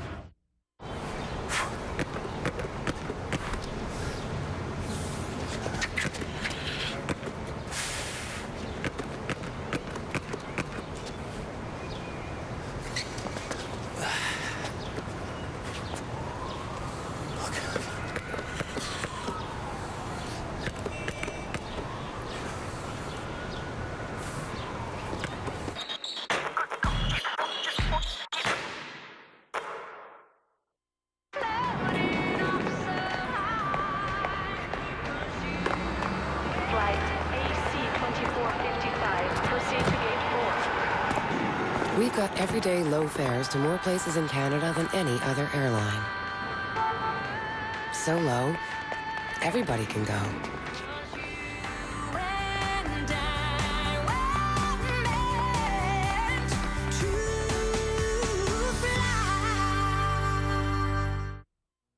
James Duthie back with you and getting ready for our second intermission. We've been asking you all night in our Hockey Nation poll about the best lines of that era. Well, we're going to let Steve Simmons and Glenn Healy talk about some of those great lines and what made them so great. That's coming up in 2020 hindsight. As well, Pierre Maguire on the best defenseman of all time. You know, the Hockey News rated him 1997. We'll let Pierre put out his own rankings. They may surprise you. Perhaps they may not. Let's flash ahead a couple of minutes. Still 2-0 Canada in the second.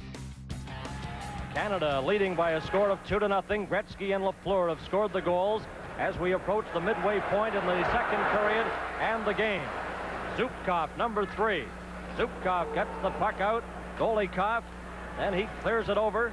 I.Gimaев brings it over the line. Gillies watched in front there, almost lost it to Golikov. And the Soviets have it at the Team Canada line. Drozdetsky then drops it deep into his own zone. Zubkov, number 3, over to Golikov. Vladimir Golikov from Dynamo in the Soviet Union. He had 23 goals with Dynamo. Quite an impressive year. Here's Crottier for Canada in front. And he flipped the puck there, and it bounced off the skate. No one could get a shot.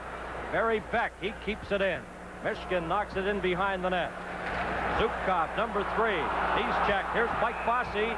And Gillies ran into Zubkov, and he'll get a penalty. Second penalty in a row to Team Canada, the second elbowing penalty in a row. And the difference in these hockey games, really the 3-2 win for Team Canada in the pre-tournament game, was how well Canada killed those penalties. So Gillies heads to the box, and Canada Cup 81 will continue in a moment.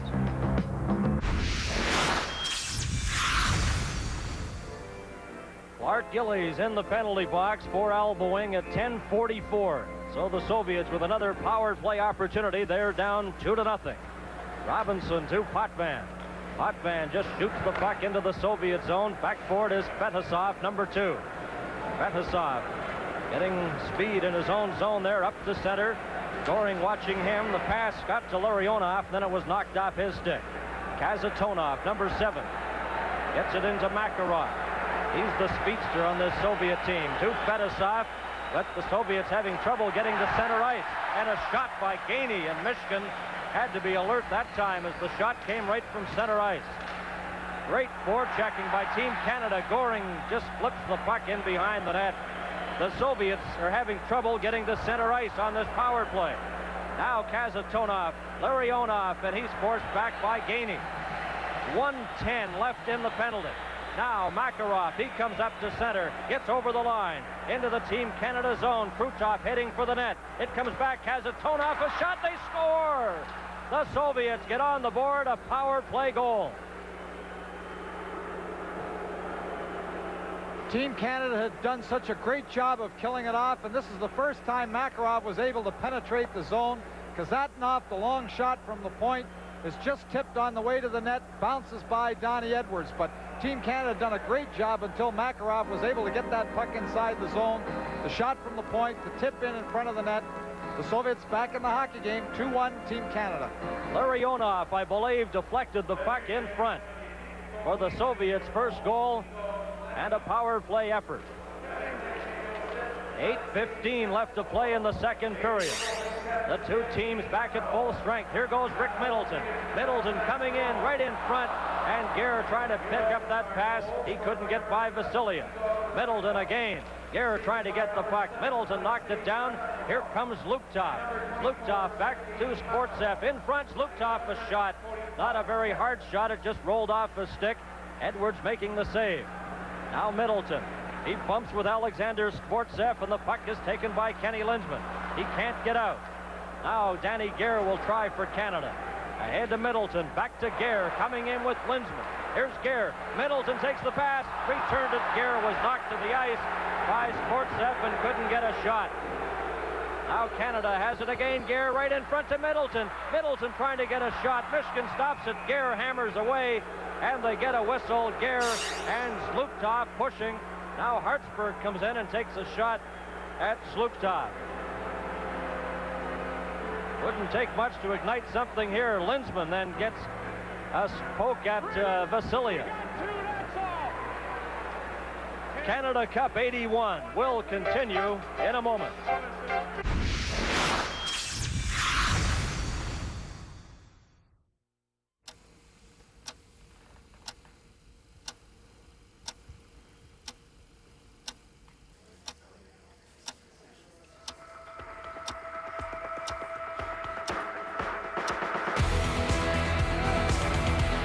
Download music videos, movie trailers, and other stuff wirelessly with the Nokia 3220, available at Rogers Wireless. The Nokia 3220. A party animal and a phone.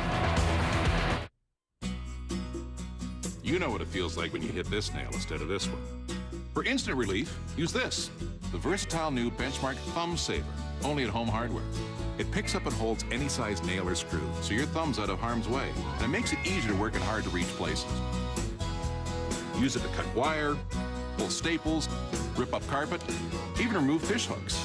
The fully guaranteed Benchmark Thumb Saver pliers, a great value, just $14.97, only at Home Hardware and Home Building Center. On December 14th, the most extraordinary DVD ever created can be yours. Behold the sword of Elendil. The Lord of the Rings, The Return of the King. The special extended edition is now 50 minutes longer in a 4-disc set. Don't miss your chance to own a part of cinematic history. The Lord of the Rings, The Return of the King. Own the special extended DVD edition December 14th. So the penalized players heading to the box, Linsman of Team Canada and Vasiliev for the Soviet Union. That last Soviet goal was scored by number 11, Larionov. A power play goal, Kazatonov and Makarov getting assists at 11:45. There's Linsman and Vasiliev, the captain of the Soviet team. Face-off will be in the Soviet zone. Brian Trottier out there now for Team Canada. Reinhart and Barry Beck on defense. Trottier moved out of the face-off position. Bossy's there. Zubkov dropped it into his own zone. Billy Aletinov to Kapustin. Kapustin up the middle. Shapeliev back to Kapustin. Trottier after him, takes him out of the play, and Beck slaps the puck off the boards. Billy Aletinov for the Soviets to Shapeliev, number 21. Back to Billy Aletinov. Billy Aletinov, a pass to Zubkov. It bounces off his stick. Shapeliev, number 21, Sends the puck over. Kapustin back to Zubkov. Here comes Zubkov. He got to the line, then forced back. Kapustin couldn't control the pass. Got away from him. Barry Beck up to Reinhart. He shoots the puck into the Soviet zone. 1:10 remaining in the double minor penalties to Linzman and Vasiliev. Canada 2 and the Soviets 1. Here's Zubkov up to Kapustin. Has trouble. Back to Zubkov. Shepeliev trailing on it. Here's Shepeliev right in front. He scores! Shepeliev for the Soviets, and it's all tied at 2-2. Shepeliev being set up just perfectly in front of the net. Made the little deke to his left, comes back to his forehand. Edwards going one way, just slides the puck in as help comes a little too late, but the good play was made deep in the zone when the pass, as he just cuts around the last defender, moving again to his forehand, sliding the puck by Donnie Edwards. 2-2. So with 6:20 left to play in the second period, it's a brand new game, a 2-2 tie. Shepeliev at 13:40. Larionov getting the other Soviet goal. Lafleur and Gretzky have scored for Canada. Here's Gretzky to Lafleur, and he was hooked. He couldn't get a shot. Now Canada on the defense here with Fetisov leading a Soviet attack. Robinson got a piece of him. Drozdetsky backhands the puck into the Team Canada zone. Potvan for Canada. Watched by Drozdetsky. Now he comes out over his own blue line. Flips the puck. Robinson has it, number 19 for Canada. Robinson over the line, and it's knocked in by Wayne Gretzky, and it's called on the delayed offside. There's Wayne Gretzky. And we'd like to remind you this program is copyright and strictly for the private use of our audience. Any reproduction, retransmission, or exhibition of this game without the express written permission of the CTV television network and Harcum Consultants Limited is strictly prohibited. Well, Team Canada stopped skating here. The Soviets with 2 quick goals back in the hockey game, and they're trying to finesse a little too much now, trying to finesse the puck rather than moving with the puck and trying to make their skating do the work for them. Now the puck goes to the Soviet player, Fetisov. Gainey keeping an eye on him. Krutov, Larionov, who scored one of the 2 Soviet goals, to Fetisov. And he's hammered to the ice. Bob Gainey then clears the puck down into the Soviet zone. The penalized players are back on. Linzman heads to the bench, replaced by Lafleur. Vladimir Krutov, 21 years of age, out there for the Soviets to Fetisov. He dumps it in front. Kazatonov up the middle to center. Here's a race. Hартсбурg got Krutov tied up. A shot. Edwards stopped it. Hартсбурg off the boards. Kazatonov keeps it in. Now it's cleared out to center. Kazatonov to Krutov. Krutov fires the puck in, and it hits the glass. Dion bumped by Makarov. Cleared in behind the net. Makarov for the Soviets. Krutov heading for the front. Now he picks up the puck, and Raymond Bourque gets to it for Canada. Tried to hit Lafleur, and the puck rolls right into the Soviet zone to Mishkin. He just shoots the puck. Barry Beck traps it at center. Beck over the line to Gretzky, coming in with Dion. Dion in front, but Kazatonov intercepted that. Soviets, Larionov, he shoots the puck. Edwards makes the save. Paul Reinhart, number 24, lead pass, got away from Dion, and back after it is Vasiliev, number 6. 4 minutes, 12 seconds left to play in the second period. It's a 2-2 tie. And these 2 teams tied for top spot in Canada Cup 81. Identical records of 3 wins and a tie, and they're tied in this one. Vasiliev. Omotov got to the line. Zlukov brings it in, and it's offside at the Team Canada blue line. Canada Cup 81 will continue in a moment.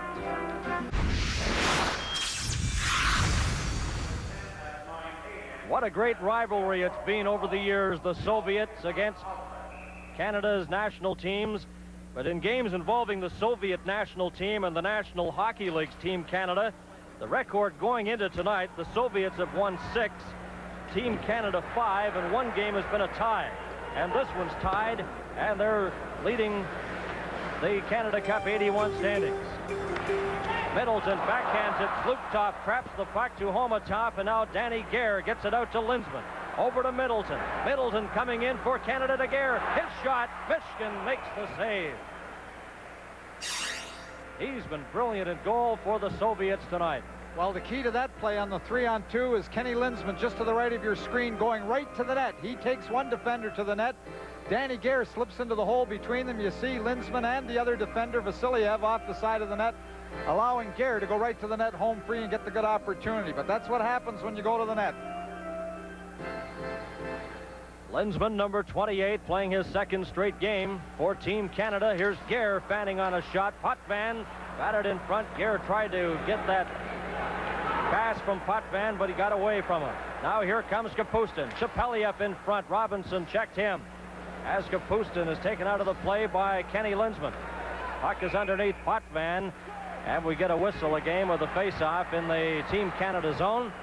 Well, there's a penalty handed out to Team Canada. Potvan for smothering the puck in the corner, obviously grabbing it. Well, he lost the stick. He started to the bench. Then the Soviets broke out. He had to come back onto the ice. The puck went deep into the Team Canada zone. He was trying to do the best he could inside the zone without the stick.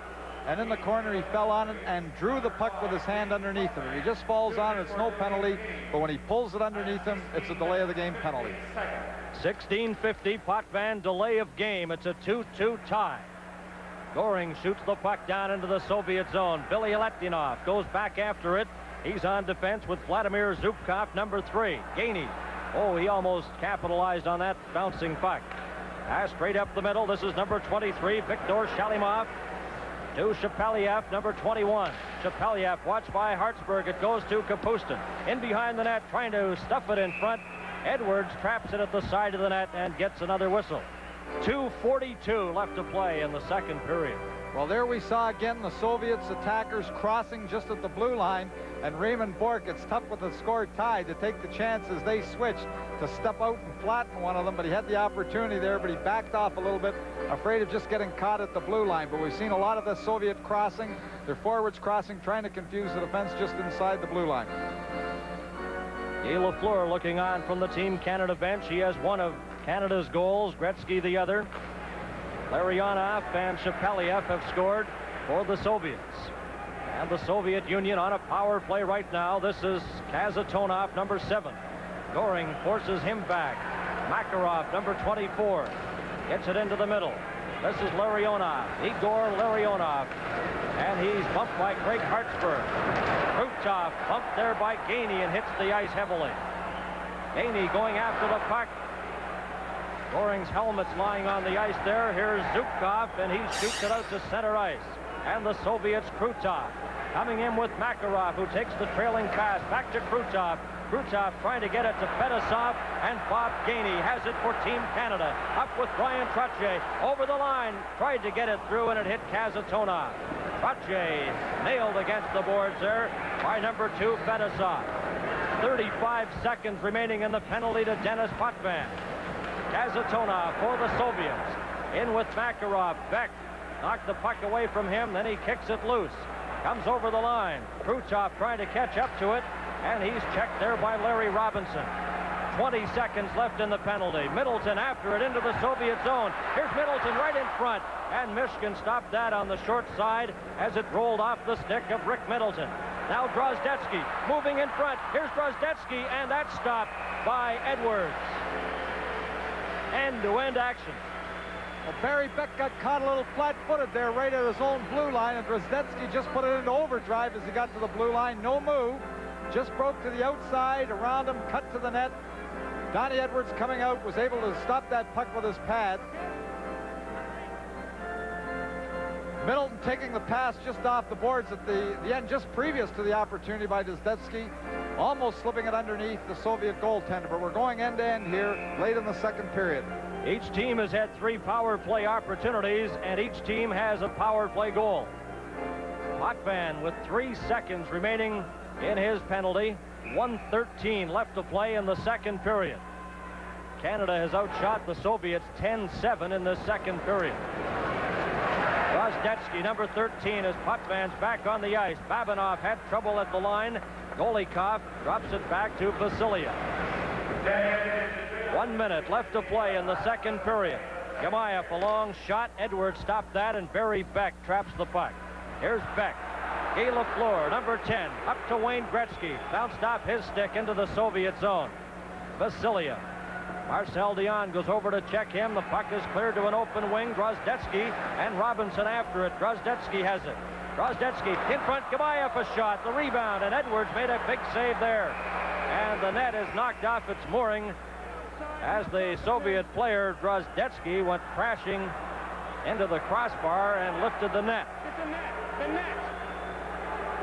Just outside the blue. You can hear the voice of the referee telling the linesman to alter that net. And Luther and Collins go to work. 31 seconds left to play in the second period. And a reminder, the semifinals are coming up on Friday. A big doubleheader on CTV. We'll have one semifinal from Ottawa, followed by the other semifinal from the Montreal Forum. Of course, the matchups are still in the air, depending on the outcome of this game tonight. Now Potvan at his own line for Team Canada. Potvan clears it in. Gretzky left it for Dion. A shot that was off the net, but gloved by Mishkin, with 20 seconds remaining in the second period. Fans a little impatient and hollering here, feeling that Mishkin didn't have to kill that gloved stop that he makes. Now he puts it in the back of the net. You see, stops the play where really he could have perhaps tipped it to his defender going behind the net. Fans a little unhappy. There's Guy Lafleur, a backhand. Billy Letdinov stopped that. Gretzky, and it comes to Zhlukov. Zhlukov back for the Soviets, up with Homatov. Homatov takes the pass in front, trying to get it back to Zhlukov, and Lafleur tapped it away. 5 seconds. Here comes Dion. A long shot, low and just off the target. And that'll do it. The siren goes to end the second period, a highly entertaining period of hockey here at the Montreal Forum. Team Canada and the Soviet Union deadlocked in a 2-2 tie. And we'll be back with the second intermission in a moment.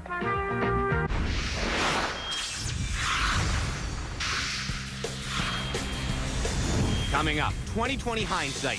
Steve Simmons and Glenn Healy compare some of the greatest lines in hockey history. And later, Pierre Maguire gives his list of the best NHL defensemen of all time. Bork with a shot. Score! Raymond Bork! You're watching the NHL on TSN. People talk. They say that luxury is all about the details. The subtleties the average person doesn't even notice. They say luxury can be seen in the way a chrome grille sparkles in the light, and the way the tires make contact with the road. People say a lot of things. You should listen to those people.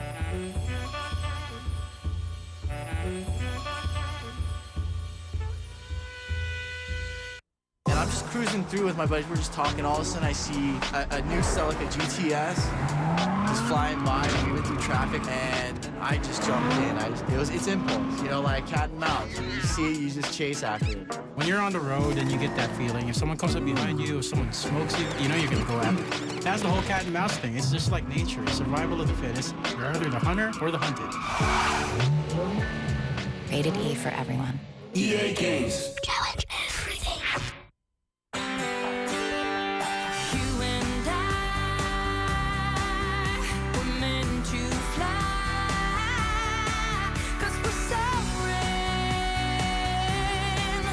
We have so many flights every business day in North America to where you need to be. It's easier to end the day where you want to be.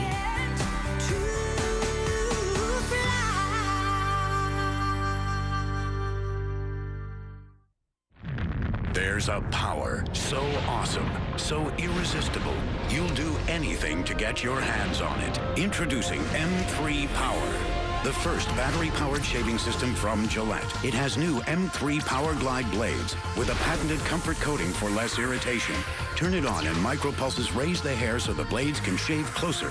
A battery-powered razor with our most advanced blades. Together they give you the world's best shave. New M3 Power from Gillette. Imagine one tool that would help you do this, and this, and this. There is one. It's Home Card. Use Home Card at any home hardware and home building center to help with purchases and projects. And right now, during our absolutely no fee event, pay no administration fees and choose the payment plan. Do not pay for 6 months or make 12 equal payments. Apply for your Home Card today. Only from Home Hardware and Home Building Center.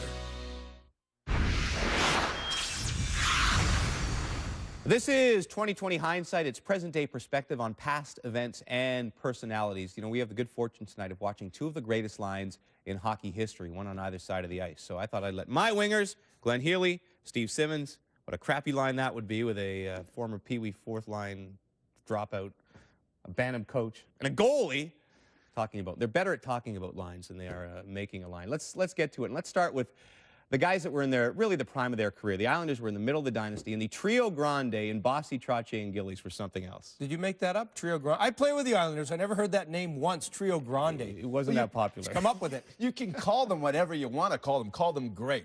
This line had everything. I mean, but Bossy and Trottier as a combination, as good a duo as there's ever been. You know, Bossy really made the line. He was the finisher. And, you know, you practice with this guy. He was a perfectionist. He was a workaholic. If you put the puck in his skates and you went back to the bench and said, hey, sorry about that, he'd say, sorry? What is this, Bantam hockey? It's the NHL. You put it on my stick. But we all forget about Gillies. That's the guy. He was like the icebreaker who made room for the speedboat to come in behind. And Gillies won the Islanders that first Stanley Cup. He was the guy who beat up O'Reilly and gave the team confidence when they beat Boston. Then they beat Buffalo, who were 20 points better, and then Philadelphia, who were 25 points better. We forget about him because he's nowhere near a league of the other two. That's why we forget about him. He played a great role, though. We're so NHL-centric around here. Let's talk about the guys in the red sweaters. The KLM line in Krutov, Larionov, and Makarov. A terrific line, but I know you're going to say it wasn't just a line, was it? No, it wasn't just a line. It was a five-man combination, including the two defensemen, Fedosov and Kazatonov. But you, in this line, what you had is the best puck-moving line probably in hockey history. No, give me hold on a minute now. No, were you watching? Small, did you watch? And they had skill, but the reality is... Every pass, they didn't have to talk about Bantam hockey. Every pass, tape to tape. You need more than skill to compete in the National Hockey League, and I don't think they would have went to traffic areas. Now, when they came to the NHL, Krutov and Larionov came together in Vancouver. Krutov, he could stick handle in a phone booth. But when he got here in Canada, he couldn't fit in a phone booth. This guy... He found fast food. He was the happiest guy in Canada. Tim Hortons, bring it on. The other one I want to talk about, flower power. Lafleur, Schutt, and Lemaire. And Steve Schutt was here last week. And the interesting thing he had to say was that Jacques Lemaire didn't even want to be on that line because he loved defensive hockey so much. He hated the pressure of having to produce so much. But they did produce, didn't they? Who grows up loving defensive hockey? I mean, the guy's got to be a little bit twisted. I mean, get coached that way maybe, but to play that way, nobody wants to play. Lafleur played the game the way you want to play it. The guy could go up the wing, he could shoot, and he passed the puck, and nobody talks about this, better than anyone prior to his time in hockey. Gretzky since then, but no one before that. Well, you know, the big thing with that line, when you had Lemaire on the line, he didn't want the puck, so that was okay for that line because Lafleur really wanted it. Mahovlich played on that line. He wanted the puck, and that's one of the big reasons that they took Mahovlich off the line. And Lemaire, he gave these guys the credit card. Now, Lafleur, would he have scored those 80-foot slap shots like he scored on Gilles Gilbert? I don't think so. Schutt, he went to the front of the net. This guy really paid the price. I wonder how great he would have been in today's NHL, because that's where you score from today. Both of those guys tremendous in the NHL team. Well, the thing Schutt said is he had to develop a sixth sense because opponents didn't know what Lafleur was going to do. Lafleur told him he didn't know what he was going to do, and so Schutt just sort of had to hang around and try to figure out what Guy Lafleur was going to do next because he never knew, but it paid off pretty well. That's their opinions on some of the best lines of that generation and of history. We wanted your opinion tonight in our Hockey Nation poll. Let's get to it. It's, of course, brought to you in part by Mr. Transmission. Ask about our Mr. Transmission credit card and don't pay for 90 days interest-free OAC. Which was your favorite line combination from this era? And the winner, it's a pretty close one, but it is Flower Power, Lemaire, Schutt, and Lafleur at 45%. The Trio Grande, which I believe Brian Trottier nicknamed them. He talked about that at the Hall of Fame the other night. Not a common nickname, but hey, it works. 37% they were second. Still to come, they were the best of the best on the blue line. Pierre Maguire gives his list of the top D-men in NHL history. The NHL on TSN.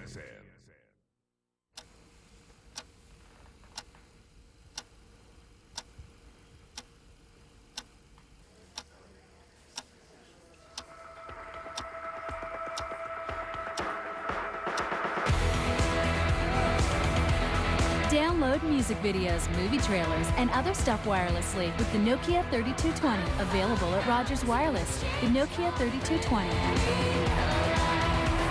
A party animal and a phone. And I'm just cruising through with my buddies. We're just talking. All of a sudden, I see a new Celica GTS just flying by, moving through traffic, and I just jumped in. It's impulse, you know, like cat and mouse. You see it, you just chase after it. When you're on the road and you get that feeling, if someone comes up behind you, if someone smokes you, you know you're going to go after it. That's the whole cat and mouse thing. It's just like nature. It's survival of the fittest. You're either the hunter or the hunted. Rated E for everyone. EA Games. Challenge everything.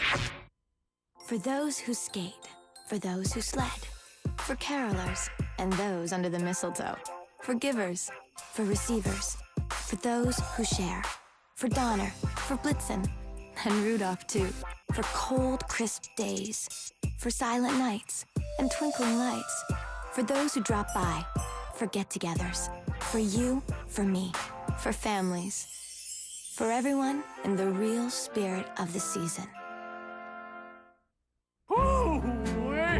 That's darn pretty. Where do the Northern Lights come from, anyway? Well, way out from Canada. I mean, what causes them? I don't know. Long-lasting, super bright LED lights from Home Hardware use 80% less electricity. So they save you energy and money. Oh, my. Energy-saving LED lights from $7.99 at Home Hardware. Holiday decorating help is close to home.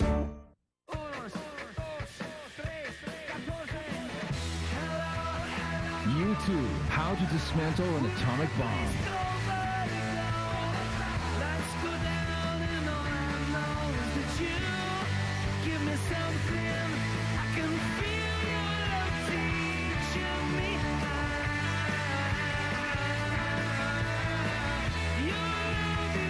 Deluxe edition, only $13.74 at Walmart.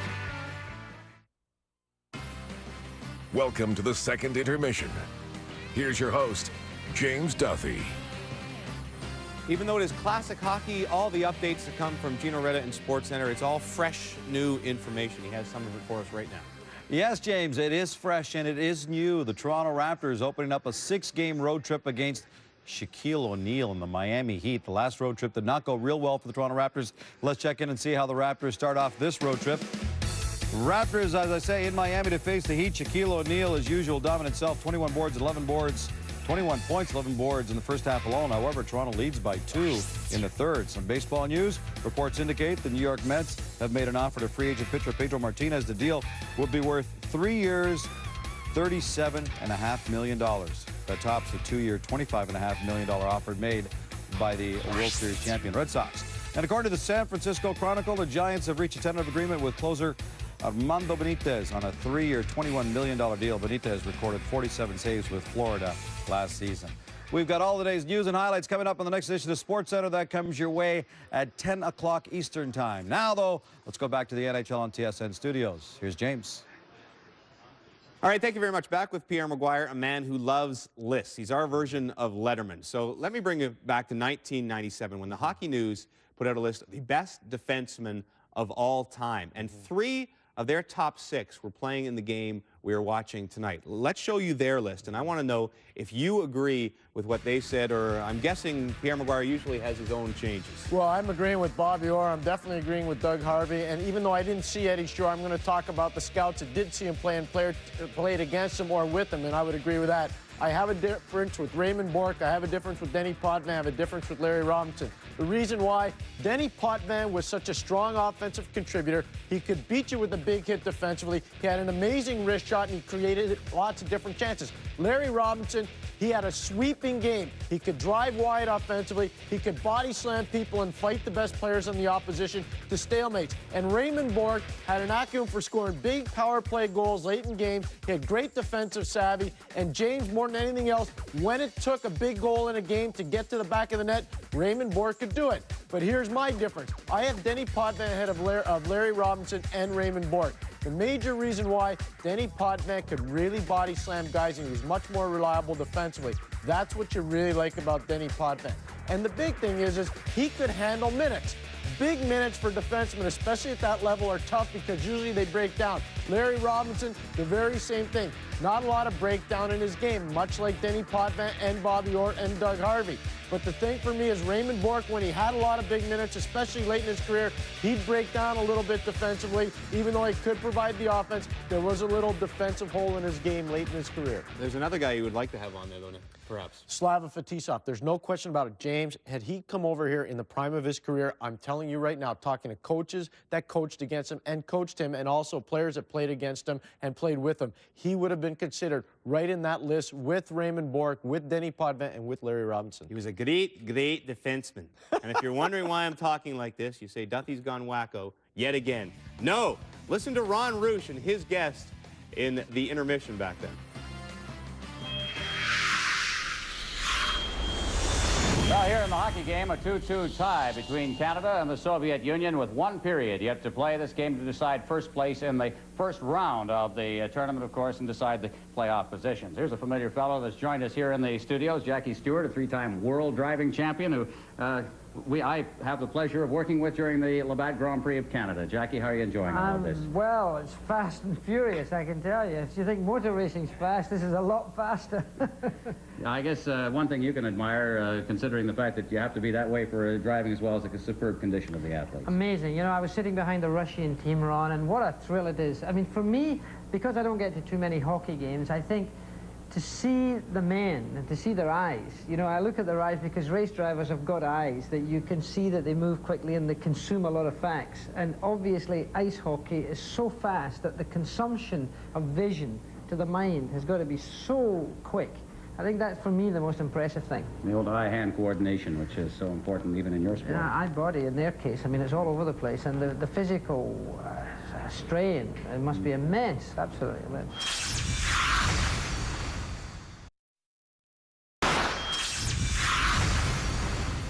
So back in 1981, this was pretty much what everyone expected this game would be like.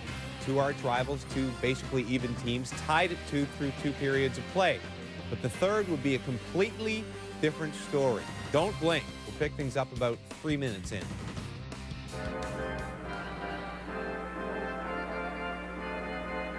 Welcome back to the Montreal Forum. This is Bernie Pascal along with Tom Watt. It's a 2-2 tie.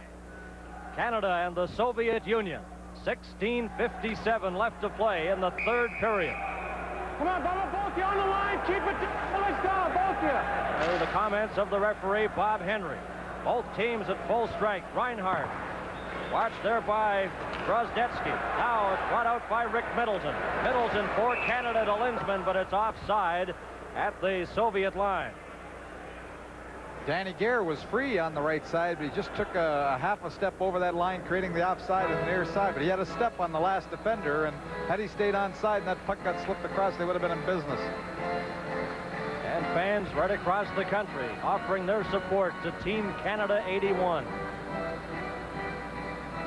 Middleton against number 25, Vladimir Golikov. The puck is cleared up over the glass, and quite a scramble for it as someone tries to get the souvenir puck.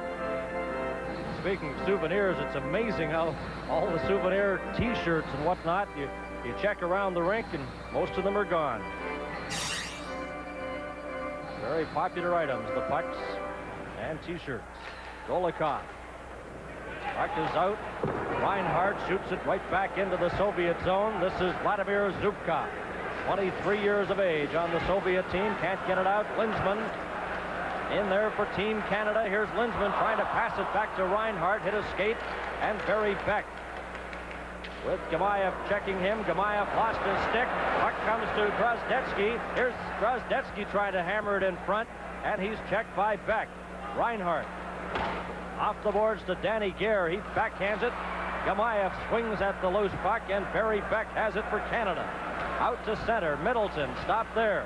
Drozdetsky brings it back for the Soviets. Then he's checked at the line by Reinhart. Linsman up with Middleton and Gare. Middleton right in. A shot. He scores! Middleton.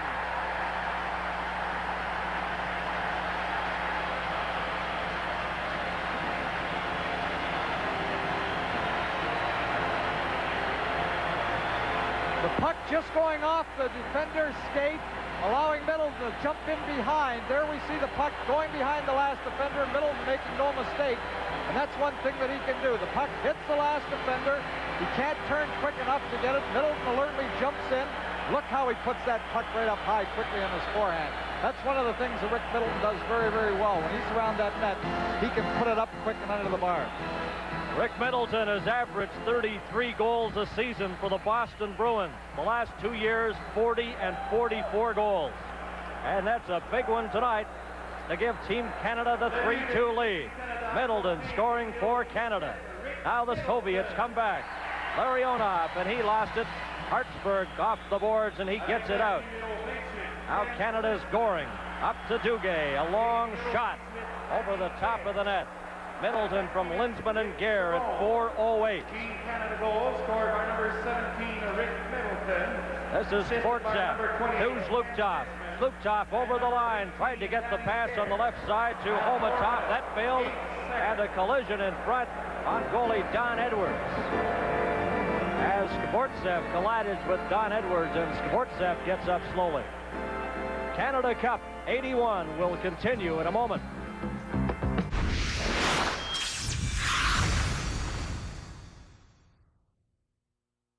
Most new models come with minor changes, a tweak here, an adjustment there. So when we crafted the new Buick Allure, we decided to change only two things, the interior and the exterior. Introducing the new Buick lineup, the Allure, Rainier, and Terraza. The next chapter in our heritage of award-winning quality and something totally unexpected from Buick.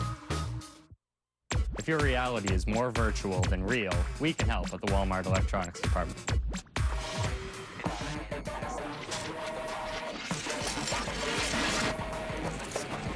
Two separate worlds. One shadow, one light. Where the difference between life and death is a few inches of metal. Metroid Prime 2 Echoes, only for Nintendo GameCube. Rated T for teen. For the best prices and selection, get you and your thumbs into Walmart today. Tired of watching TV and playing video games? It's time to get outside and play. Motorized Fun Company ATVs and dirt bikes are a great way to enjoy the outdoors year-round. There's a model for all riders. Every vehicle comes with our 1-year limited warranty. You take fun seriously, so do we. It's our middle name. Motorized Fun Company vehicles are the affordable solution. For the Motorized Fun Company retailer near you, call 1-800-973-3334. We played 4 minutes and 50 seconds in the third period. It's Canada 3 and the Soviet Union 2. Both teams are at full strength. Babanov to Krutov off the boards into the Team Canada zone. Robinson, number 19. He was on the World Championship team for Team Canada at the World Championships in Sweden last April. Robinson and Lafleur joining the team over there, and he made the first team All-Star. And he's been playing his All-Star performance in this Canada Cup as Clark Gillies has, and he's been outstanding as well. The last time Clark Gillies was on the ice, he and Vasiliev went to the boards together, and that was an interesting matchup because two of the biggest men, Vasiliev, one of the strongest men in hockey, both of them went to the boards, and I'd have to say the ice shook, but it was a saw-off between the two of them. You talk about durability, too. Clark Gillies has missed just 22 games, 7 seasons in the National Hockey League. Now the Soviets coming back in. Shepeliev breaking for the front of the net. The pass never came from Kapustin. Bilyaletdinov. He passes to Shepeliev, and he backhands it into the Team Canada zone. Robinson. Bossy trying to get it out. Bossy bumped there by Zubkov. It got to the line, but that was it. Kept in by Zubkov, trying to get it to Kapustin, and it's cleared out. Bossy slipped, goes after the puck. Kapustin takes him into the boards along with linesman Bob Luther. Now Shalimov clears it out. Kapustin at center for the Soviets.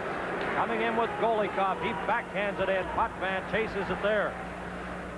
Shalimov right on Dennis Potvan. It's cleared to the other side. Marcel Dion, number 16. To Potvan.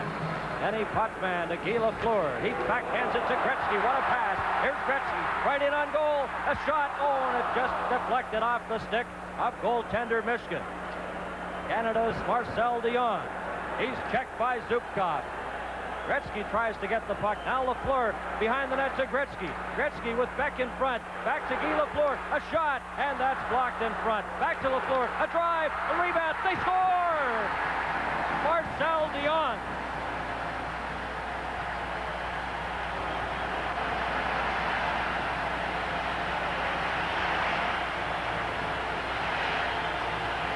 A lot of excitement here, but you can't give Wayne Gretzky that time behind the net. He gives it the first time to Lafleur. The stop was made, and watch the Soviet defenders give it right back to Guy Lafleur. They give him the second opportunity, and he gets it through. Dion just parked off the doorstep. Makes no mistake about that. But the Soviet defenders guilty of clearing that puck badly. After the first opportunity, Marcel Dion just tucked it behind Michigan. 4-2 Team Canada. Marcel Dion from Lafleur and Gretzky at 6:29. The third goal of the series for Marcel Dion. Canada 4 and the Soviet Union 2. Announcing the assist, that's the cheer for Lafleur and then the one for Gretzky. Now the puck is back in. Here's a chance for Guerra's shot, and Michigan stopped that. 13:27 left to play in the third period and the game. Well, Zubkov, number 3, the defenseman for the Soviet Union, he's been the man that must feel badly because it was off his skate that Team Canada got the third goal when they got the opportunity in Middleton, and he was the man that threw it right back again to Lafleur for the second opportunity from just inside the blue line. Kazatonov, number 7, deep in his own zone. Got the puck out to Drozdetsky, then he tried to flip it to Golikov. It failed. Kazatonov will set it up again for the Soviets. Fetisov got away from Middleton. Golikov flipped it to the line. He stopped right at the Team Canada blue line. Gare watched by Drozdetsky. Middleton slips and falls, but backhands the puck down the ice. Canada with 2 third-period goals. Middleton and Dion have been the goal scorers in this third period. Canada leading 4-2. The Soviets coming back, though. Drozdetsky up over the line, lost control of the puck, and it's cleared back to the Soviet zone. Kazatonov takes Middleton heavily to the ice. Fetisov. Middleton stopped it at the line. Now it's carried on. Drozdetsky to Zluktov. Zluktov up over the line. Here he is at the side of the net and sent it through the crease. Fetisov is stopped by Gainey. Coming up with Ron Dugay. Dugay to Gainey. Gainey racing into the corner. Kazatonov after him. And the puck came in front, but Dugay couldn't get a shot. And it's held against the boards in the Soviet zone. A 4-2 lead for Team Canada, and Canada Cup 81 will continue in a moment.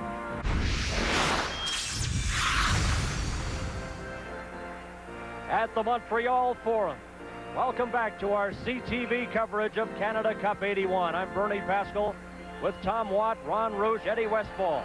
Canada leading 4-2. Potvan in front for Goring, and Vasiliev intercepts that. Zluktov for the Soviets.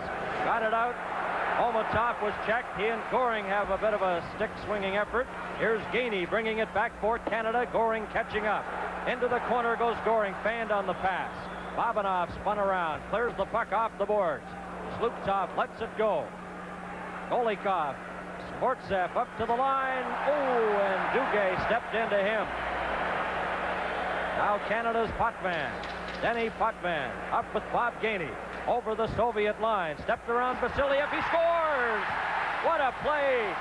Denny Potvan stepped around Vasiliev, and it's 5-2 Canada. Well, again, the Soviet defense a little too casual. Denny Potvan just moved inside. Everybody played him a little casual. The great captain for the Soviets just lets him walk right through. The puck drops on his stick, and he shoots it very quickly. Everybody in the Soviet team just standing around, playing him much too casual for the importance of this game. Vasiliev tries to take him out with his body, just moves around him, shoots quickly on the short side, beating Michigan. Team Canada has been simply awesome. Denny Potvan scores Team Canada's 5th goal. And great reason for a smile on that Team Canada bench. But let's not forget the Soviets are a powerful team, and they have 11.5 minutes left to get back into it. Here's Bossy. Bossy slaps it over Trottier, trying to get to it. Pilyatninov. Now it comes to Makarov. Makarov, number 24. Up he goes with Larionov. Delayed offside. It's cleared over the line. Potvan unassisted at 8:27. Gillies gets a shot. Mishkin played that rather coolly, but stopped it. Now Trottier in front. Mishkin blocks that. Gillies gets a shot. They score! Canada! Bossy in front, and Canada leads 6-2. Mishkin really upset, skates all the way out, almost to the blue line. Well, he thinks that Bossy kicked it in, but he didn't kick it in. It went off his leg all right. But the puck comes through. Gillies getting the opportunity again for it. Just turns, slaps at the puck, and you see Bossy going across in front. It hits him as Gillies' shot went through and goes behind the goaltender. Michigan was upset, thinking that Bossy directed it. But the shot coming through, Bossy just hits the inside of his skate and goes behind Michigan from in front of the net. I don't think he directed it in, but Michigan obviously thought so. There it is, hitting the left skate of Bossy on the way in front of the net. Michigan looking as the puck goes behind him. Time of the goal, 8:59. 6-2 for Team Canada. Now the puck is cleared in. Here's Gretzky with Fetisov. Got it, hit Lafleur on the skate. He couldn't get a shot. Shapeliev in behind his own net. Now Kazatonov, a pass up the middle. Golikov trying to get that lead pass to Kapustin, and that failed. Bossy from Gillies and Trottier. Bossy with the 6th Team Canada goal.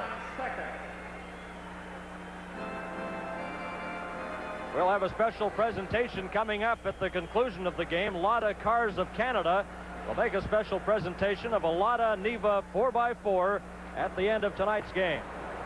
Many stars in this one. Leon to Lafleur. Coming in with Gretzky. The pass failed to click, and the Soviets bring it back. Shapeliev up over the line, trying to get the pass, and Shalimov missed that. A drive right on Fetisov, and Edwards makes the save. Canada Cup 81 will continue in a moment.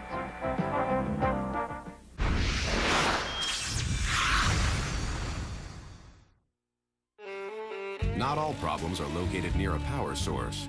That's when you should think of the Dremel lithium-ion cordless tool. With 10.8 volts of power, the Dremel lithium-ion can get you out of any jam, anywhere. When you think it can't be done, think Dremel.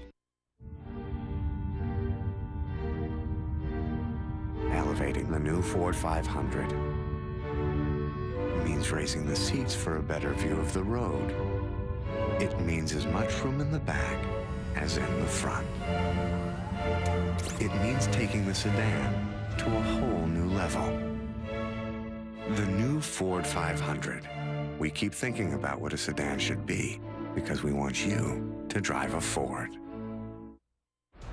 You're out there, you want to look pretty. It's about what's going on after the game. Did you miss that?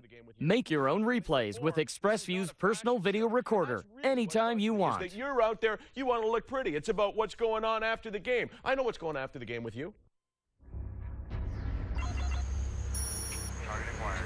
아무도 본 사람은 없었는데 해골 바가지 모양으로 말이야.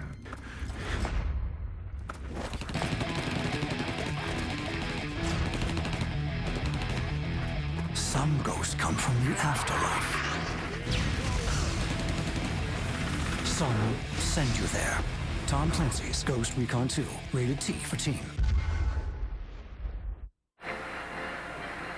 NHL teams have played the Soviet national teams 13 games, and in total goals, each has 48. That's how evenly they've been matched over the years.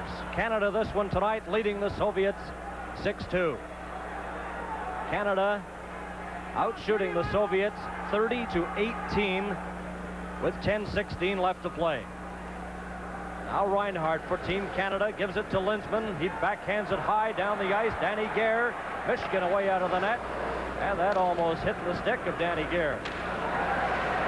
Rozdetsky Trying to feed a pass to Golikov. Babinov shoots it down the ice. Reinhart of the Calgary Flames to Boston Bruins' Rick Middleton. Up the middle, Danny Gare of the Buffalo Sabres. Off his stick. Here comes Vasiliev. He shoots it wide of the Team Canada goalie, Don Edwards. Golikov is bumped. Here comes Kenny Lindstrom. Now he goes deep into his own zone. Golikov chases him back. Barry Beck. I.Gimaев after him. Beck, number 3. Sends a bad pass there. Drozdetsky has it for the Soviets. Drozdetsky in front. Golikov, a shot deflected wide. Danny Gare in his own zone. Here comes Gare right in front of the net. Pass high, goes down into the Soviet zone. Back for it is Babinov, a member of the Soviet Red Army team. Babinov, a pass up to Skvortsev on right wing. 27-year-old Skvortsev wearing jersey 26. And it's slapped away by Bob Gainey. Vasiliev, a shot right on. Edwards makes the save. Valery Vasiliev, and he didn't take any windup with that shot as the puck comes back to the point, trying to get the puck out of the zone. Vasiliev just moves in. Very short windup, right on. Edwards holds his ground. Team Canada defenders get back to make sure they don't get the second opportunity. Now Edwards out of the net, slaps it over to Ron Dugay. Dugay to Goring.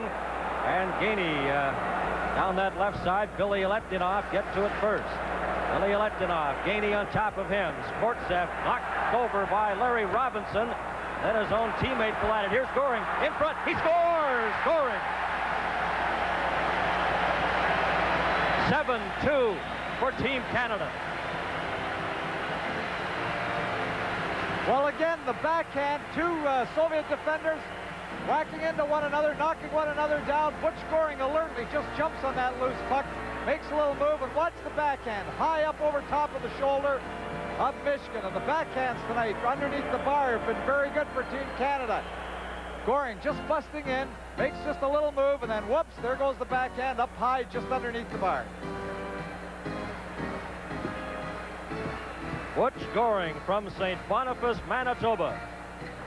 Now, anytime you score 5 goals in a period, never mind against the Soviet national team, you're playing really well. Team Canada has got 5 goals in a little more than 10 minutes against the Soviet Union's national team. And Makarov brings it back now for the Soviets. Makarov up over the line, coming in with Krutov, watched by Hартсбурg, and the puck goes to Trottier, who gives it to Bossy. Bossy with Gillies wide open, but the pass was blocked by Kazatonov. Goring, his 3rd goal of the Canada Cup from Gainey at 11:25. Goring from Gainey, 11:25. Makarov, oh, and he can't get a shot. Hартсбурg hooked him just as he was attempting to get a drive away. Gillies lets the puck go, and it rolls outside the blue line. Larionov. Fetisov, he shoots it in. Hартсбурg goes deep into his own zone for Canada. Sets the stage for 2 big semifinal games on Friday. Both will be televised on the CTV network live. One game from Ottawa, 5 o'clock Eastern time, and the other semifinal in Montreal at 8 p.m. Eastern time. Both games Friday, the semifinals on CTV. Here's Fetisov at center for the Soviets, dragging the puck, bringing it up to the Team Canada line. Larionov takes the pass, tried to return it to Fetisov, and that just failed to click. Guy Lafleur, 7 minutes and 8 seconds remain in the 3rd period. Marcel Dion, Beck knocked the puck out. Brought back in by Larionov. A pass over a shot, and that by Shalimov just went wide. Now Gretzky chasing the puck in the Soviet zone. Babinov after him, and he's nailed against the boards by the Soviet defenseman. Back checking, here's Gretzky. Right in, a shot, and Michigan stopped that. Determined play of Wayne Gretzky. Now the Soviets coming out again. The pass to an open wing. Beck goes after it. Kapustin gets to it. It's called on an offside pass. Canada Cup 81 will continue in a moment.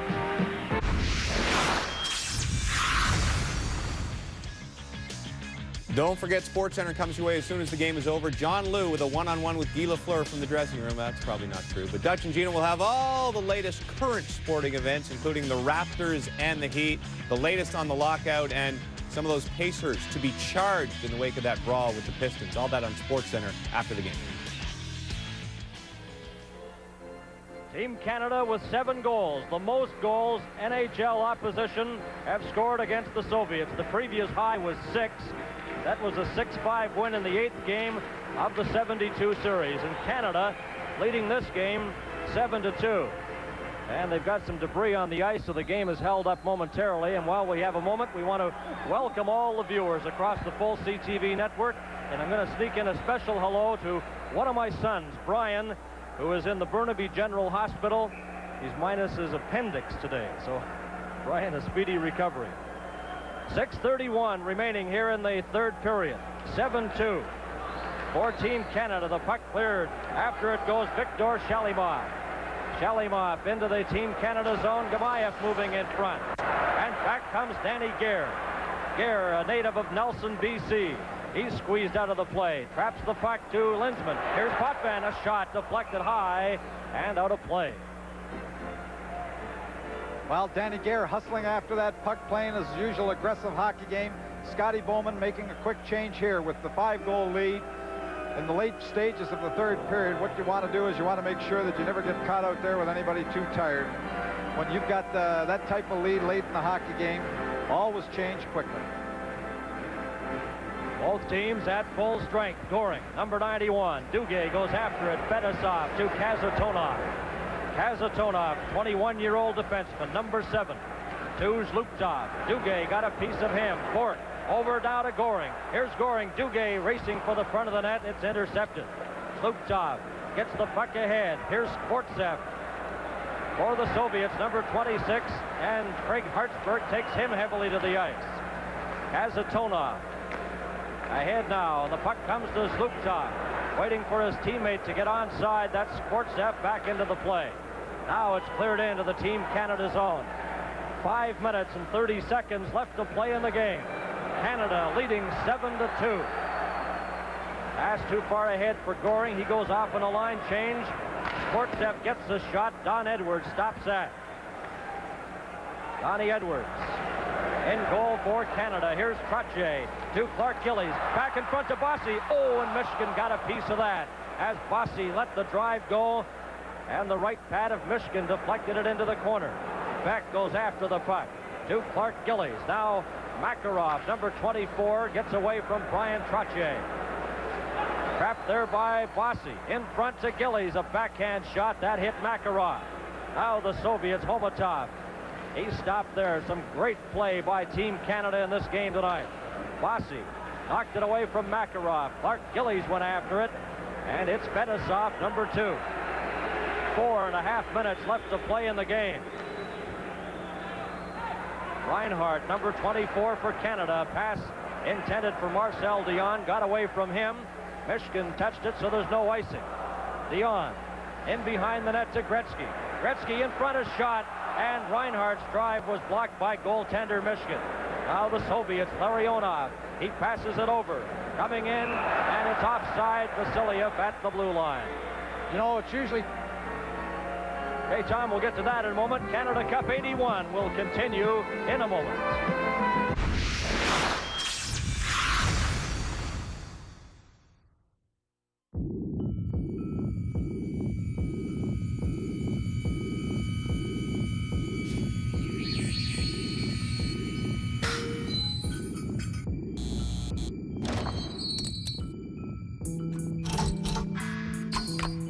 When you have a migraine, you can try and turn the world off.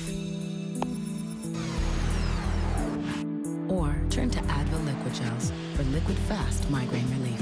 And now in extra strength.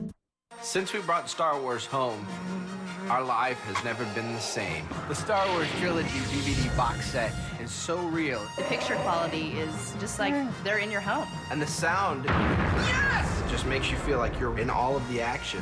Hey. Walmart has the DVD Trilogy box set at everyday low prices. I've never experienced Star Wars like this before.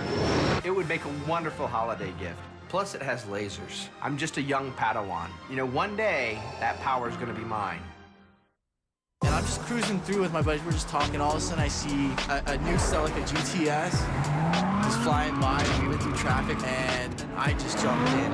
It's impulse, you know, like cat and mouse. You see it, you just chase after it. When you're on the road and you get that feeling, if someone comes up behind you, if someone smokes you, you know you're gonna go after it. That's the whole cat and mouse thing. It's just like nature, survival of the fittest. You're either the hunter or the hunted. Rated E for everyone. EA Games. Challenge everything. Semi-finals on CTV on Friday. Czechoslovakia and the Soviet Union, assuming, of course, Canada holds on to this 5-goal lead. That'll be a 5 p.m. start, Ottawa time. And then Friday night, Canada and the United States, both games live on CTV. You note Paul Reinhart left on that last shift and headed into the dressing room with the team doctor. Here comes Krutov. He's checked by Larry Robinson. Puck is cleared back to center. Krutov sends it over to Vasiliev. Vasiliev, number 6 for the Soviets. Here's Gretzky, but he loses it. Larionov comes back in, and Guy Lafleur shifts it out to center. Marcel Dion bumps with Vasiliev. Robinson, he shoots it. Babinov clears it off the boards. Krutov for the Soviets. Now a little scrambly at the center ice area. Marcel Dion brings it back in for Team Canada. Into the corner goes Guy Lafleur. In behind the net, Gretzky let it go, and Krutov has it for the Soviets. Up to Shepeliev. Oh, and Robinson, or rather Robinson goes after the puck, but Potvan got a piece of Shepeliev, and there'll be a penalty coming up to Team Canada. High stick, Wayne, shut up. High sticking penalty to Team Canada's Dennis Potvan. 3:16 left to play in the third period. Potvan coming through, gets the stick in front as the Soviet player tries to make the little move to the outside, push the puck back to the inside. Denny Potvan had him lined up on the board side, came back with a high stick as the Soviet player cut the opposite direction. Highly entertaining game here at the Montreal Forum, setting the stage for 2 great semi-final games on Friday, also to be seen live on CTV, and then the championship game on Sunday. There's a shot blocked in front. Now it's back. Number 23 is Viktor Shalimov into the corner. It comes back to Kazatonov.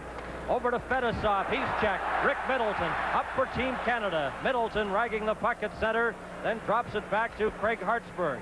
He fires it, and it almost hit linesman Bob Luther as it sails into the Soviet zone. Fedosov, a pass ahead, number 23, Viktor Shalimov. He's coming in with Shepeliev. Shepeliev swings in the Canadian zone. Back to Kazatonov. His drive. Edwards kicks that out. Soviets have it again. Kazatonov over to Fedosov. Fedosov, a shot. Oh, and that's deflected just wide of the Team Canada net. Another penalty coming up to Canada. A delayed penalty against Canada. Kazatonov, a shot. Edwards stopped it and smothers the puck. And a cross-checking infraction to Team Canada, with Potvan having a minute 4 remaining in his penalty. And Raymond Burke heads over to the penalty box. Well, on the shot from the point, trying to dive and stop that, Craig Hартсбурg, you see him after he had broken his stick, but he really broke his stick. He isn't penalized. Burke is the one who's penalized, but Hартсбурg cross-checked the Soviet defender in front of the net before losing his stick. He broke his stick over top of him. The call is cross-checking. So 2 Team Canada defensemen in the penalty box. Burke for cross-checking. And Potvan has a minute 4 remaining in his high sticking penalty. Burke's penalty at 17:40. 40 seconds. They'll drop the puck in the Team Canada zone. Donnie Edwards admitted to us that he was disappointed when he was cut from Team Canada, but with the injury to Billy Smith, Donnie Edwards told me, he says, I didn't want to go back to Buffalo. I wanted to stay with the team. But he says, I went back, I worked out every day, and then got the call, and he said, I hope I play. And he's played tonight, and he's played extremely well. And he's very proud to be part of Team Canada. And that's the feeling with all the players. The 35 players that were invited to camp, they all realized a very difficult decision. They're all superstars in their own right, and all should be very proud of their efforts on behalf of the National Hockey League and Team Canada. Well, you see the frustration on Makarov's face, and you know, it's an indication of a losing hockey team. So many times Canadian teams have been criticized for being frustrated late in the hockey game. Whenever you're down, it doesn't matter what nationality you are, you get frustrated, you take the bad penalties, and you mouth off the official and so on, and it's evident now that the Soviets are a little frustrated here late in the hockey game. They're making some dumb plays when you're down 7-2. Puck is trapped at the line. There's Kazatonov. Robinson knocked it loose. Trottier trying to get it. Robinson then backhands it down the ice. Team Canada, remember, 2 men short. Potvan has 21 seconds left in his penalty. The Soviets at full strength. Canada leading 7-2. Here's Krutov, hooked by Dugay. Puck comes back to Fedosov. Kazatonov, a shot, and that went high over the top of the net with Edwards reaching. Fedosov back to Kazatonov to Fedosov. Fedosov returns the pass. Kazatonov, Dugay forechecking a shot. They score! Deflected in front off Makarov's stick, I believe. A bullet drive from the point, deflected in front past Edwards. No chance whatsoever. I don't think Makarov really knew it. He had his stick on the ice, but I think it hit up on the shaft. We'll get a look at it. As Kazatonov moves in, moves the puck across, the shot coming from the point from Kazatonov. It hit him up on the shaft of the stick to go behind. It didn't hit on the blade. We see the defenseman moving it at the point when you're too short, hitting up on top, not on the ice, hitting the top of the stick and into the net. Another look, the puck comes across, and when you've got the 2-man advantage, you've got to work from the point usually. But Team Canada have 2 out and only 1 back. But the puck just deflected by Donnie Edwards in front of the net. USSR goals scored by number 24, Sergei Makarov. Well, we might say he smacked it into the net, but it's Makarov that got the goal. 1:16 left to play. 7-3. Donnie Edwards, 2 years ago, played the Soviet Red Army. The Buffalo Sabres played them in that series, and Edwards was the winning goalie as Buffalo won that night 6-1. So he's had pretty good success against Soviet teams. Canada leading this 7-3. We're into the final minute. This is Danny Gare. Shapeliev got a piece of him. Gare carrying on. Now Babanov lines him up. Gare still hustling in that corner, leaves it for Clark Gillies. Gillies. And they hold it against the boards, and a face-off this time in the Soviet zone. And a reminder again, the big semifinals coming up on Friday on CTV. 5 o'clock Eastern time in Ottawa. It'll be the Soviets against Czechoslovakia. We'll be in Ottawa to bring you that game. And then the other semifinal, 8 p.m. Eastern time from the Montreal Forum. It'll be Team Canada and Team USA. And what a great job the USA team has done in this Canada Cup. Coach Bob Johnson, Tony Esposito, and all the American crew, General Manager Lou Nanny, they've been very outstanding in this tournament as well. Vasiliev, another penalty coming up. It'll be a delayed penalty to Team Canada. Delayed call. Michigan's out of the net. Gillies touched the puck. And now the penalty coming up to Team Canada, I believe Danny Gare. Canada 18, roughing! Roughing penalty to Danny Gare of Team Canada. And for all these players, to get a couple of days off after the championship game, then it's head into training camp for most of them. I know Tom Watt will be heading to the camp of the Winnipeg Jets, opening their training camp on Monday. Number 18, Danny Gare, 2 minutes for roughing at 19 minutes 35. Here's Dugay. Beck shoots the puck, stopped at the line by Babanov. Up on the left side goes Drozdetsky. Drozdetsky brings it over the line, trying to get the pass back to Vasiliev, and in frustration, I'm sure, just sends it out to center ice.